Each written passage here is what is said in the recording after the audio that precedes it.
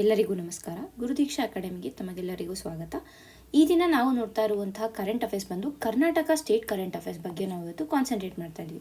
ಅಂದರೆ ವಿವಿಧ ಪೇಪರ್ಗಳಲ್ಲಿ ನ್ಯೂಸ್ ಪೇಪರ್ಗಳಲ್ಲಿ ಬಂದಿರುವಂತಹ ಕರ್ನಾಟಕಕ್ಕೆ ರಿಲೇಟ್ ಆಗಿರುವಂತಹ ಒಂದು ಕರೆಂಟ್ ಅಫೇರ್ಸ್ ಏನಿದೆ ಅದರ ಕುರಿತಾಗಿ ನಾವು ಇವತ್ತು ನೋಡ್ತೀವಿ. ಈಗ ಈ ದಿನದ ಆರ್ಟಿಕಲ್ಗಳನ್ನು ನೋಡೋಣ. ಮೊದಲಿಗೆ ಯಾವ ಯಾವ ಆರ್ಟಿಕಲ್ಗಳನ್ನು ನಾವು ನೋಡ್ತಾ ಇದ್ದೀವಿ ಅಂತ ನೋಡಿ, ತದನಂತರ ನಾವು ಆರ್ಟಿಕಲ್ಗಳ ಬಗ್ಗೆ ಡೀಟೇಲ್ ಆಗಿ ನೋಡೋಣ. ಇದನ್ನು ನಾವು ನೋಡ್ತಾ ಇರುವಂತಹ ಆರ್ಟಿಕಲ್ಸ್ ಬಂದು ಈ 7 ಆರ್ಟಿಕಲ್ಸ್ಗಳನ್ನು ನೋಡ್ತಾ ಇದ್ದೀವಿ. ಮೊದಲನೇದಾಗಿ ಕರ್ನಾಟಕ ಎಂದೇ PM ಫಸಲ್ ಬಿಮಾ ಯೋಜನೆಯಲ್ಲಿ ಕರ್ನಾಟಕ 2ನೇ ಸ್ಥಾನವನ್ನು ಗಳಿಸಿದೆ.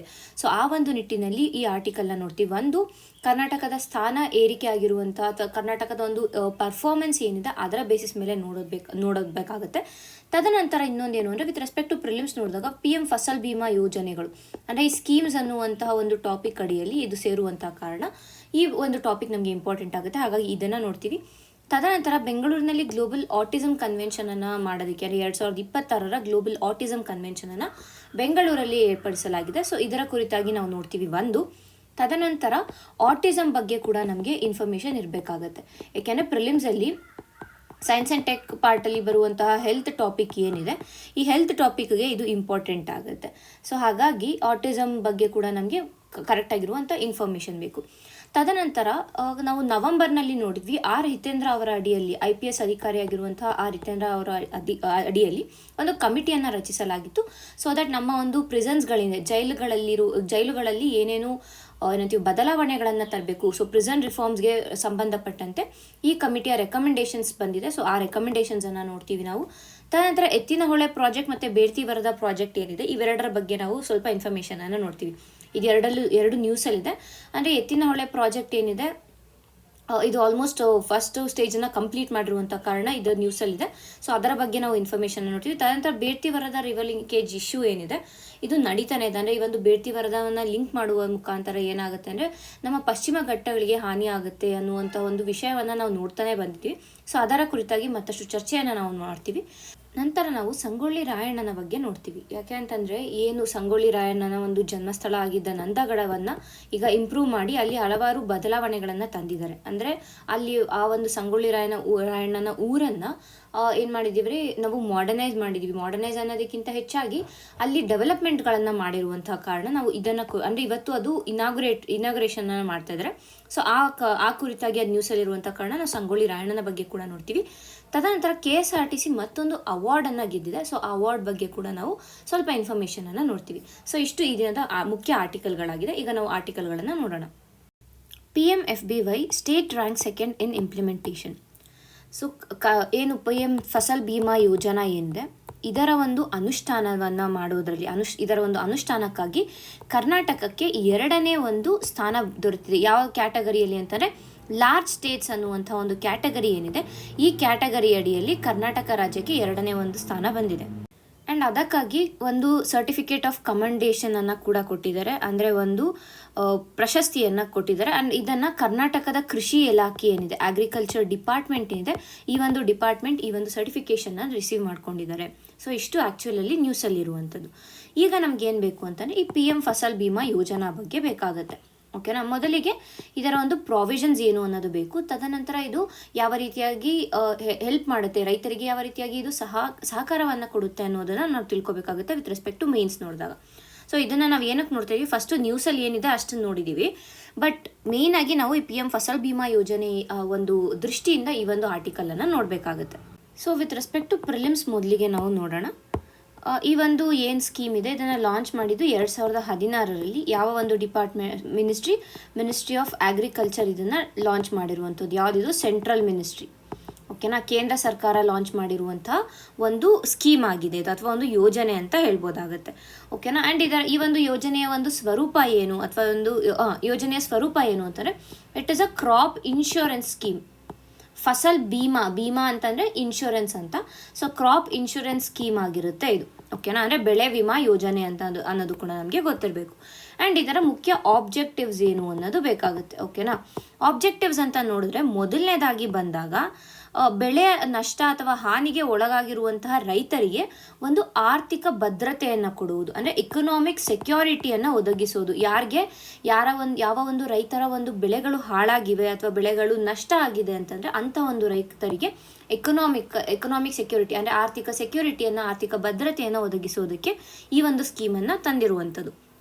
ತದನಂತರ ರೈತರ ಒಂದು ಇನ್ಕಮ್ ಏನಿದೆ ಅಥವಾ ರೈತರ ಒಂದು ಆದಾಯ ಏನಿದೆ, ಈ ಆದಾಯನ ಸ್ಟೆಬಿಲಿಟಿಯನ್ನು ಮೇಂಟೈನ್ ಮಾಡ್ಕೊಳ್ಳೋದಕ್ಕೆ, ಒಂದು ಸ್ಥಿರತೆಯನ್ನು ಮೇಂಟೈನ್ ಮಾಡ್ಕೊಳ್ಳೋದಕ್ಕೆ, ಅಂದರೆ ಈಗ ಏನಾದರೂ ಡಿಸಾಸ್ಟರ್ಗಳಾಯಿತು ಅಂದರೆ ಈಗ ಹೆಚ್ಚಿನ ಒಂದು ಮಳೆ ಬಂತು, ಇಲ್ಲ ಅಂತಂದರೆ ಮಳೆ ಬರ್ದಿರೋ ಬರ ಬಂದಿದೆ, ಈ ರೀತಿಯಾಗಿ ಆದಾಗ ರೈತರ ಒಂದು ಬೆಳೆಗಳು ನಷ್ಟ ಆಗುತ್ತೆ. ಸೊ ಆ ಒಂದು ಬೆಳೆಗಳಿಗೆ ಅವರು ಇನ್ಶೂರೆನ್ಸ್ ಅಥವಾ ಒಂದು ರೈತರಿಗೆ ಒಂದು ಇನ್ಕಮ್ ಕಂಟಿನ್ಯೂಸ್ ಆಗಿ ಬರಬೇಕು, ಸದಾಕಾಲ ಅವರಿಗೆ ಒಂದು ಆದಾಯ ಇರಬೇಕು, ಅಂದರೆ ಆದಾಯದ ಒಂದು ಸ್ಥಿರತೆಯನ್ನು ಕಾಪಾಡ್ಕೊಳ್ಳೋದಕ್ಕೆ ಕೂಡ ಈ ಒಂದು ಏನಂತೀವಿ ಯೋಜನೆಯನ್ನು ನಿರೂಪಿಸಲಾಗಿದೆ ಅನ್ನೋದನ್ನು ಅರ್ಥ ಮಾಡ್ಕೋಬೇಕು. ತದನಂತರ ಈ ಒಂದು ಮಾಡರ್ನ್ ಅಗ್ರಿಕಲ್ಚರಲ್ ಟೆಕ್ನಿಕ್ಸ್ಗಳು ಏನಿದಾವೆ ಅವುಗಳನ್ನು ಕೂಡ ಈ ಒಂದು ಫಸಲ್ ಬಿಮಾ ಯೋಜನೆ ಅಡಿಯಲ್ಲಿ ಇಂಪ್ಲಿಮೆಂಟ್ ಮಾಡೋದಕ್ಕೆ ಕೇಂದ್ರ ಸರ್ಕಾರ ಟ್ರೈ ಮಾಡ್ತಾ ಇದೆ. ಸೊ ಇದಿಷ್ಟು ಇದರ ಮುಖ್ಯ ಆಬ್ಜೆಕ್ಟಿವ್ಸ್ ಆಯಿತು. ಅಂದರೆ ಒಂದು ಎಕನಾಮಿಕ್ ಸೆಕ್ಯೂರಿಟಿ ಅಥವಾ ಆರ್ಥಿಕ ಭದ್ರತೆಯನ್ನು ಎನ್ಶೋರ್ ಮಾಡೋದು, ಮತ್ತು ಇನ್ಕಮ್ ಸ್ಟೆಬಿಲಿಟಿಯನ್ನು ಅಥವಾ ಆದಾಯ ಸ್ಥಿರತೆಯನ್ನು ಮೇಂಟೈನ್ ಮಾಡ್ಕೊಳ್ಳೋದು. ತದನಂತರ ಆಧುನಿಕ ಕೃಷಿ ಕ್ರಮಗಳೇನಿದೆ ಇವುಗಳನ್ನು ಅಳವಡಿಸುವುದಕ್ಕೆ ಏನಂತೀವಿ ಉತ್ತೇಜನವನ್ನು ನೀಡುವುದು. ಸೊ ಇದಿಷ್ಟು ಇದರ ಮುಖ್ಯ ಒಂದು ಆಬ್ಜೆಕ್ಟಿವ್ಸ್ ಆಯಿತು ಅನ್ನೋದು. ನೆಕ್ಸ್ಟ್ ಏನು ಬೇಕಾಗುತ್ತೆ ಅಂತಂದರೆ ಈ ಯೋಜನೆಯ ವ್ಯಾಪ್ತಿ ಏನು ಅನ್ನೋದು ನಮಗೆ ಬೇಕಾಗುತ್ತೆ. ಯಾವ ಬೆಳೆಗಳು ಈ ಒಂದು ಯೋಜನೆ ಅಡಿಯಲ್ಲಿ ಬರುತ್ತೆ ಅನ್ನೋದು ನಮಗೆ ಇಂಪಾರ್ಟೆಂಟ್ ಆಗುತ್ತೆ. ಸೊ ಮೊದಲಿಗೆ ಯಾವ ಕ್ರಾಪ್ಸ್ ಕವರ್ ಆಗಿದೆ ಅಂತ ನೋಡೋಣ. ಯಾವ್ದು ಅಂದರೆ ಒಂದು ಆಹಾರ ಬೆಳೆಗಳು ಅಥವಾ ಫುಡ್ ಕ್ರಾಪ್ಸ್ ಅಂತ ಏನು ಕರಿತೀವಿ, ಈ ಫುಡ್ ಕ್ರಾಪ್ಸ್ಗಳು ಕವರ್ ಆಗುತ್ತೆ. ಓಕೆನಾ, ಏನೇನು ಬರುತ್ತೆ ಇದರಲ್ಲಿ? ಗ್ರೇನ್ಸ್ ಬರುತ್ತೆ, ಧಾನ್ಯಗಳು ಬರುತ್ತೆ, ಸಿರಿಧಾನ್ಯಗಳು ಮಿಲ್ಲೆಟ್ಸ್ಗಳು ಬರುತ್ತೆ, ಮತ್ತು ಕಾಳುಗಳು ಗ್ರಾಮ್ಸ್ ಏನಂತ ಕರಿತೀವಿ, ಇವೆಲ್ಲನೂ ಇದರಲ್ಲಿ ಕವರ್ ಆಗುತ್ತೆ.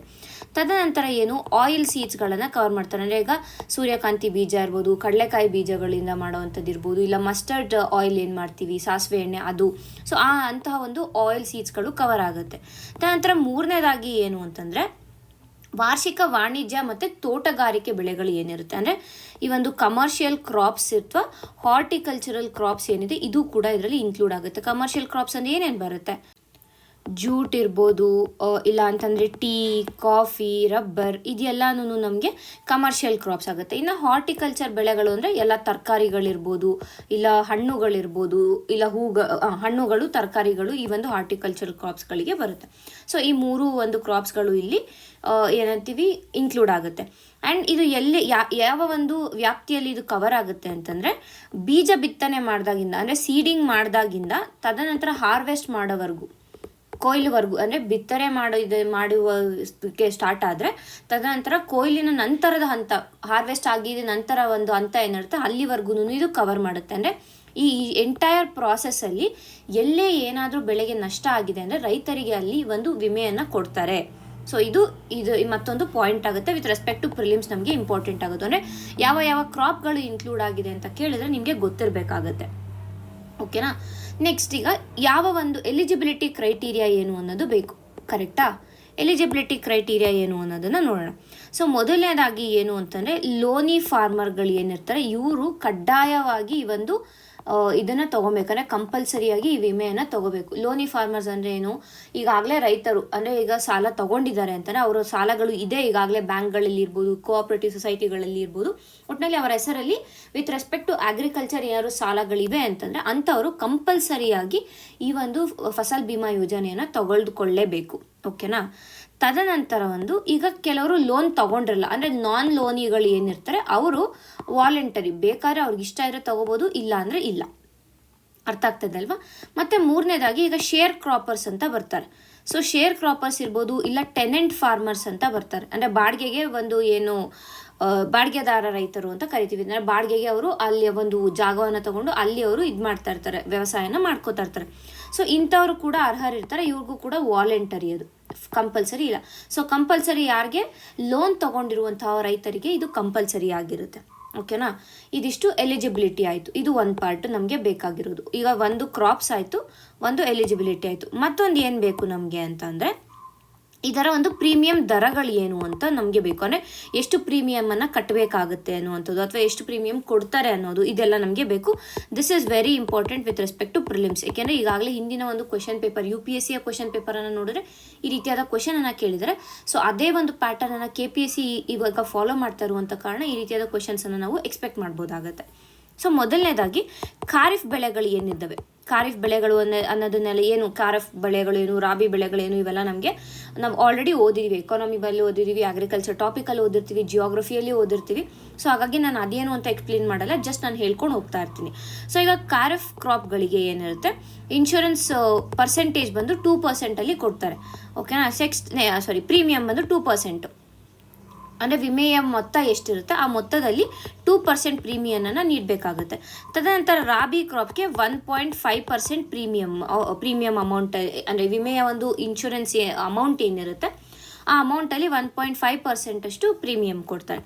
ತದನಂತರ ಮೂರನೇದಾಗಿ ಏನು ಅಂತಂದರೆ ಈ ಕಮರ್ಷಿಯಲ್ ಅಥವಾ ಹಾರ್ಟಿಕಲ್ಚರ್ಗೆ ಇಟ್ ಈಸ್ 5%. ಸೊ ಖಾರಿಫ್ಗೆ 2, ರಾಬಿಗೆ 1.5, ಕಮರ್ಷಿಯಲ್ ಅಥವಾ ಹಾರ್ಟಿಕಲ್ಚರ್ಗೆ 5% ಇರುತ್ತೆ. ಓಕೆನಾ. ಇದಿಷ್ಟು. ಆ್ಯಂಡ್ ಉಳಿದಿರುವಂಥ ಪ್ರೀಮಿಯಂ ಏನಿದೆ ಇದನ್ನು ಕೇಂದ್ರ ಮತ್ತು ರಾಜ್ಯ ಸರ್ಕಾರಗಳು ಭರಿಸ್ತಾ ಹೋಗ್ತವೆ. ಅಂದರೆ ಇಷ್ಟು ಇವಾಗ ಖಾರಿಫ್ ಬೆಳೆಗಳನ್ನ ಬೆಳೀತಾ ಇದ್ದಾರೆ ಅಂತಾರೆ, ರೈತರು 2% ಪ್ರೀಮಿಯಮನ್ನು ಈ ಒಂದು ವಿಮೆಗೆ ಕಟ್ಟಬೇಕಾಗುತ್ತೆ. ರಾಬಿಯಲ್ಲಿ 1.5% ಅಷ್ಟು ಕಟ್ಟಬೇಕಾಗುತ್ತೆ. ಕಮರ್ಷಿಯಲ್ ಹಾರ್ಟಿಕಲ್ಚರ್ ಕ್ರಾಪ್ಸ್ 5% ಅಷ್ಟು ಕಟ್ಟಬೇಕಾಗುತ್ತೆ. ಆ್ಯಂಡ್ ಮಿಕ್ಕಿರುವಂಥ ಪ್ರೀಮಿಯಮ್ಸ್ ಏನಿರುತ್ತೆ ಅಂದರೆ ಈಗ 2% ಅಷ್ಟೇ ಇದೆ ಅಂದರೆ ಇನ್ನು 98% ಏನಿದೆ ಇದನ್ನು ಸೆಂಟರ್ ಮತ್ತು ಸ್ಟೇಟ್ ಎರಡೂ ಸೇರಿ ಭರಿಸುತ್ತೆ. ಇದರಲ್ಲಿ ಮಿಕ್ಕಿರುವಂಥ 98.5% ಏನಿದೆ ಇದನ್ನು ಸೆಂಟರ್ ಪ್ಲಸ್ ಸ್ಟೇಟು, ಇದರಲ್ಲಿ 95% ಏನಿದೆ ಇದನ್ನ ಕೇಂದ್ರ ಸರ್ಕಾರ ರಾಜ್ಯ ಸರ್ಕಾರ ಭರಿಸುತ್ತೆ. ಓಕೆನಾ. ಇಷ್ಟು ನಿಮಗೆ ಅರ್ಥ ಆಗಿದೆ ಅಂತ ಅಂದ್ಕೊಡ್ತೀನಿ.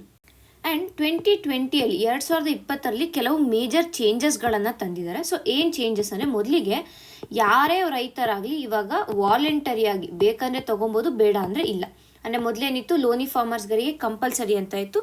ಸೊ ಈಗ ಇದನ್ನು ತೆಗೆದುಬಿಟ್ಟಿದ್ದಾರೆ. ಓಕೆನಾ. ಇದು ಒಂದು ನಮಗೆ ಇಂಪಾರ್ಟೆಂಟ್ ಪಾಯಿಂಟ್ ಆಗುತ್ತೆ. ಸೊ ಇಷ್ಟು ಓವರ್ ಆಲ್ ನಮಗೆ with respect to prelims and mains ನಮಗೆ ಇಂಪಾರ್ಟೆಂಟ್ ಆಗುವಂಥದ್ದು. ಈಗ ನಾವು ಮುಂದಿನ ಒಂದು ಆರ್ಟಿಕಲನ್ನು ನೋಡೋಣ. Global autism convention to focus on inclusion support. So Bengaluru ಏನಿದೆ, ಬೆಂಗಳೂರಿನಲ್ಲಿ 3ನೇ ಒಂದು ಗ್ಲೋಬಲ್ ಕನ್ವೆನ್ಷನ್ ಆನ್ ಆಟಿಸಮನ್ನು ಕಂಡಕ್ಟ್ ಮಾಡ್ತಾ ಇದ್ದಾರೆ. ಯಾವಾಗ ಕಂಡಕ್ಟ್ ಮಾಡ್ತಾ ಇದ್ದಾರೆ ಅಂದರೆ ಜನವರಿ 21ರಿಂದ 25, 2026 ಎಲ್ಲಿ ನಡೆಸ್ತಾ ಇರೋದು, ಬೆಂಗಳೂರಿನಲ್ಲಿ ನಡೆಸ್ತಾ ಇರೋದು. ಸೊ ಇದಿಷ್ಟು ವಿತ್ ರೆಸ್ಪೆಕ್ಟ್ ಟು ಪ್ರಿಲಿಮ್ಸ್, ಅಂದರೆ ಮೇಜರ್ ಪ್ರಿಲಿಮ್ಸ್ ಪಾಯಿಂಟ್ ಆಫ್ ವ್ಯೂಲ್ಲೂ ಅಷ್ಟೇ, ಮತ್ತು ಯಾಕೆ ಇದು ಕರೆಂಟ್ ಅಫೇರ್ಸಲ್ಲಿ ಇದೆ ಅನ್ನುವಂಥದ್ದು. ಆ್ಯಂಡ್ ಇದನ್ನು ಆರ್ಗನೈಸ್ ಯಾರು ಮಾಡ್ತಾ ಇದ್ದಾರೆ ಅಂತ ನಾವು ನೋಡಿದ್ರೆ, ಒಂದು ಬಂದು child and adolescent psychiatry unit ಜೊತೆಗೆ child and adolescent psychiatry unit ಏನಿದೆ ಇದರ ಜೊತೆಗೆ ಕೇರ್ ಆ್ಯಡ್ ಅನ್ನುವಂತಹ ಒಂದು ಕಂಪನಿ ಕೇರ್ ಆ್ಯಡ್ ಅನ್ನುವಂತಹ ಒಂದು organisation, centre for advanced autism and developmental disorder, ಇದು ಕೇರ್ ಆ್ಯಡ್ ಅಂತಂದರೆ. ಓಕೆನಾ. ಸೊ ಇವೆರಡೂ ಸೇರಿ ಇದನ್ನು ಆರ್ಗನೈಸ್ ಮಾಡ್ತಾ ಇರೋದು. ಸೊ ಬೇಸಿಕ್ ಅರ್ಥ ಆಯ್ತು ನಮಗೆ. ಒಂದು global autism global autism convention ನಡೀತಾ ಇದೆ, ಜನವರಿ 21ರಿಂದ 25 ನಡೀತಾ ಇದೆ, ಬೆಂಗಳೂರಿನಲ್ಲಿ ನಡೀತಾ ಇದೆ, ಆರ್ಗನೈಸ್ ಬೈ ದೀಸ್ ಟು. ಇಷ್ಟು ಅರ್ಥ ಆಗಿದೆ ಅಲ್ವಾ. ಈಗ ನೆಕ್ಸ್ಟ್ ನಾವು ಏನು ನೋಡ್ತೀವಿ ಅಂದರೆ, ಒಂದು ಮೇನ್ಸ್ ಫೋಕಸ್ಡ್ ಆಗಿ ಆಟಿಸಮ್ ಬಗ್ಗೆ ನಮಗೆ ಗೊತ್ತಿರಬೇಕು. ಅಂದರೆ ಕೆಲವಷ್ಟು ಡೇಟಾ ಅಷ್ಟೇ ನಮಗೆ ಬೇಕು. ಮೇನ್ಸ್ ಫೋಕಸ್ಡ್ ಅಂತ ಬಂದಾಗ ಡೇಟಾ ನಾವು ನೋಡ್ತೀವಿ.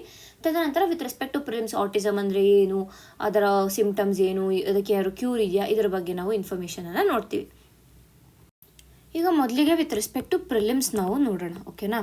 ಪ್ರಿಲಿಮ್ಸ್ ರೆಸ್ಪೆಕ್ಟಿವಲ್ಲಿ ನಮ್ಗೆ ಏನು ಬೇಕು, ಆಟಿಸಮ್ ಅಂದರೆ ಏನು ಅಂತ ಬೇಕು. ಆಟಿಸಮ್ ಅನ್ನೋದನ್ನು ಇದರ ಫುಲ್ ಫಾರ್ಮ್ ಬಂದು actually ASD, autism spectrum disorder ಅಂತ ನಾವು ಇದನ್ನು ಕರಿತೀವಿ. ಇದು ಆ್ಯಕ್ಚುಲ್ ಆಗಿ ಒಂದು neuro developmental disorder. It is a neuro developmental disorder. ಓಕೆನಾ. ಅಂದರೆ ನಮ್ಮ ಒಂದು ನರಗಳ ಸರಿಯಾಗಿ ಡೆವಲಪ್ ಆಗದೇ ಇರುವಂಥ ಕಾರಣ ನಮ್ಮ ಮೆದುಳು ಏನಿದೆ, ನಮ್ಮ ಮೆದುಳು ಕೂಡ ಸರಿಯಾಗಿ ಡೆವಲಪ್ ಆಗಲ್ಲ ಇದರಿಂದನೇ. ಸೊ ಆ ಒಂದು ಸಮಸ್ಯೆಯಿಂದ ಬಳಲ್ತಾ ಇರೋರನ್ನ ನಾವು ಆಟಿಸಮ್ ಸ್ಪೆಕ್ಟ್ರಮ್ ಡಿಸಾರ್ಡರ್ ಅಡಿಯಲ್ಲಿ ಇದ್ದಾರೆ ಅಂತ ನಾವು ಕರಿತೀವಿ. ಆ್ಯಂಡ್ ಈ ಒಂದು ಏನು ಆಟಿಸಮ್ ಸ್ಪೆಕ್ಟ್ರಮ್ ಡಿಸಾರ್ಡರ್ ಅಡಿಯಲ್ಲಿ ಇರ್ತಾರೆ ಅವರಿಗೆ ಸಾಮಾಜಿಕ ಸಂವಹನದ ಒಂದು ಕೊರತೆ ಇರುತ್ತೆ. ಅಂದರೆ ಅವರು ಸೋಷಿಯಲೈಸ್ ಆಗೋದಕ್ಕೆ ಆಗೋದಿಲ್ಲ ಒಂದು. ತದನಂತರ ಅವರು ನಾರ್ಮಲ್ ಜನ ಯಾವ ರೀತಿಯಾಗಿ ಕಮ್ಯುನಿಕೇಟ್ ಮಾಡ್ತೀವಿ ಆ ರೀತಿಯಾಗಿ ಕಮ್ಯುನಿಕೇಟ್ ಮಾಡೋದಕ್ಕೂ ಆಗೋದಿಲ್ಲ. ಓಕೆನಾ. ಸೊ ಒಂದು ಸೋಷಿಯಲೈಸೇಷನ್ ಪ್ರಾಬ್ಲಮ್, ಅಂದರೆ ಸಾಮಾಜಿಕ ಸಂವಹನದ ಕೊರತೆ ಇದೆ. ಅದರ ಜೊತೆಗೆ ಅವರ ಮಾತು ಮತ್ತು ಭಾಷಾ ಸಮಸ್ಯೆಗಳು ಕೂಡ ಇರುತ್ತೆ. ಅಂದರೆ ಅವ್ರು ಮಾತಾಡೋದಿರ್ಬೋದು, ಅವರ ರೀತಿ ಇರ್ಬೋದು, ಅದು ಕೂಡ ಡಿಫ್ರೆಂಟ್ ಆಗಿರುತ್ತೆ. ಆ್ಯಂಡ್ ಆಲ್ಸೋ ಅವರ ಒಂದು ಬಿಹೇವಿಯರ್ ಏನಿರುತ್ತೆ ಅದು ರಿಪಿಟೇಟಿವ್ ಬಿಹೇವಿಯರ್ ಆಗಿರುತ್ತೆ. ಅಂದರೆ ಅವರು ಹೇಳಿದ್ನೇ ಹೇಳೋದಿರ್ಬೋದು, ಇಲ್ಲ ಮಾಡಿದ್ನೇ ಮಾಡ್ತಾ ಇರೋದು, ಈ ರೀತಿಯಾದ ಒಂದು ಬಿಹೇವಿಯರನ್ನು ನಾವು ಅವರಲ್ಲಿ ಅಬ್ಸರ್ವ್ ಮಾಡ್ಬೋದು. ಅಂದರೆ ಈ ಮೂರು ಒಂದು ಅದರ ಒಂದು ಫೀಚರ್ಸ್ಗಳು, ASD ಯ ಒಂದು ಫೀಚರ್ಸ್, ಈ ಮೂರನ್ನು ನಾವು ನೋಡಿದ್ರೆ ಗೊತ್ತಾಗುತ್ತೆ. ಅಂದರೆ ಅವರು ಏನಾಗುತ್ತೆ ಅಂತಂದರೆ ASD ಇರೋರು ಜನರ ಜೊತೆ ಸಂಪರ್ಕವನ್ನು ಹೊಂದೋದಕ್ಕೆ ಇಷ್ಟಪಡೋದಿಲ್ಲ. ಅಂದರೆ ಅವರು ಜಾಸ್ತಿ ಹೊತ್ತು ಜನರ ನಡುವಿನಲ್ಲಿ ಇರೋದಕ್ಕೆ ಆಗೋದಿಲ್ಲ ಅವ್ರಿಗೆ. ಸೊ ಆ ರೀತಿಯಾದ ಒಂದು ಏನಂತೀವಿ ಸಂವಹನದ ಒಂದು ಕೊರತೆ ಇರುತ್ತೆ. ಓಕೆನಾ. ಇದನ್ನು ಸ್ಪೆಕ್ಟ್ರಮ್ ಅಂತ ಯಾಕೆ ಕರೀತಾರೆ ಅನ್ನೋದು ನಮಗೆ ಇದರಲ್ಲಿ ಹೇಳಿದೆ, ಆಟಿಸಮ್ ಸ್ಪೆಕ್ಟ್ರಮ್ ಡಿಸಾರ್ಡರ್ ಅಂತ ಕರೀತಾರೆ. ಸೊ ಯಾಕೆ ಸ್ಪೆಕ್ಟ್ರಮ್ ಅಂತ ಯಾಕೆ ಕರೀತಾರೆ ಅನ್ನೋದು ನಮಗೆ ಇಂಪಾರ್ಟೆಂಟ್ ಆಗುತ್ತೆ. ಏನು ಅಂತಂದರೆ ಇದು ಲಕ್ಷಣಗಳು, ಇದರ ಒಂದು ಲಕ್ಷಣಗಳೇನಿದೆ ಇದು ವ್ಯಕ್ತಿಯಿಂದ ವ್ಯಕ್ತಿಗೆ ಬದಲಾಗುತ್ತೆ. ಓಕೆನಾ. It changes from person to person, ಒಂದು ಪರ್ಸನಿಂದ ಇನ್ನೊಂದು ಪರ್ಸನ್ಗೆ ಈ ಒಂದು ಬಿಹೇವಿಯರ್ಗಳಿಂದ ಇದು ಈ ಮೂರು ಕಾಮನ್ ಆಗಿದೆ. ಬಟ್ ಆ ಒಂದು ಏನಂತೀವಿ ಪರ್ಸನ್ ಅಥವಾ ಆ ಒಂದು ಮನುಷ್ಯನ ಒಂದು ಬೆಳವಣಿಗೆಗಳು ಯಾವ ರೀತಿಯಾಗಿದೆ, ಈ ಒಂದು ನ್ಯೂರೋ ಡೆವಲಪ್ಮೆಂಟ್ ಯಾವ ರೀತಿಯಾಗಿದೆ, ಅದರ ಬೇಸಿಸ್ ಮೇಲೆ ಅವರ ಒಂದು ಬಿಹೇವಿಯರ್ಗಳು ಚೇಂಜ್ ಆಗುತ್ತೆ. ಹಾಗಾಗಿ ಇದನ್ನು ನಾವು ಸ್ಪೆಕ್ಟ್ರಮ್ ಅಂತ ಕರಿತೀವಿ. ಅಂದರೆ ಕೆಲವರಿಗೆ ಮೈಲ್ಡ್ ಆಗಿ ಇರ್ಬೋದು, ಈ ಒಂದು ಸಿಂಪ್ಟಮ್ಸ್ ಏನಿದೆ ಇದು ಮೈಲ್ಡ್ ಆಗಿರ್ಬೋದು, ಇನ್ನು ಕೆಲವರಿಗೆ ಸಿವಿಯರ್ ಆಗಿರುವಂಥದ್ದು. ಸೊ ಆ ರೀತಿಯಾಗಿ ಇರುತ್ತೆ.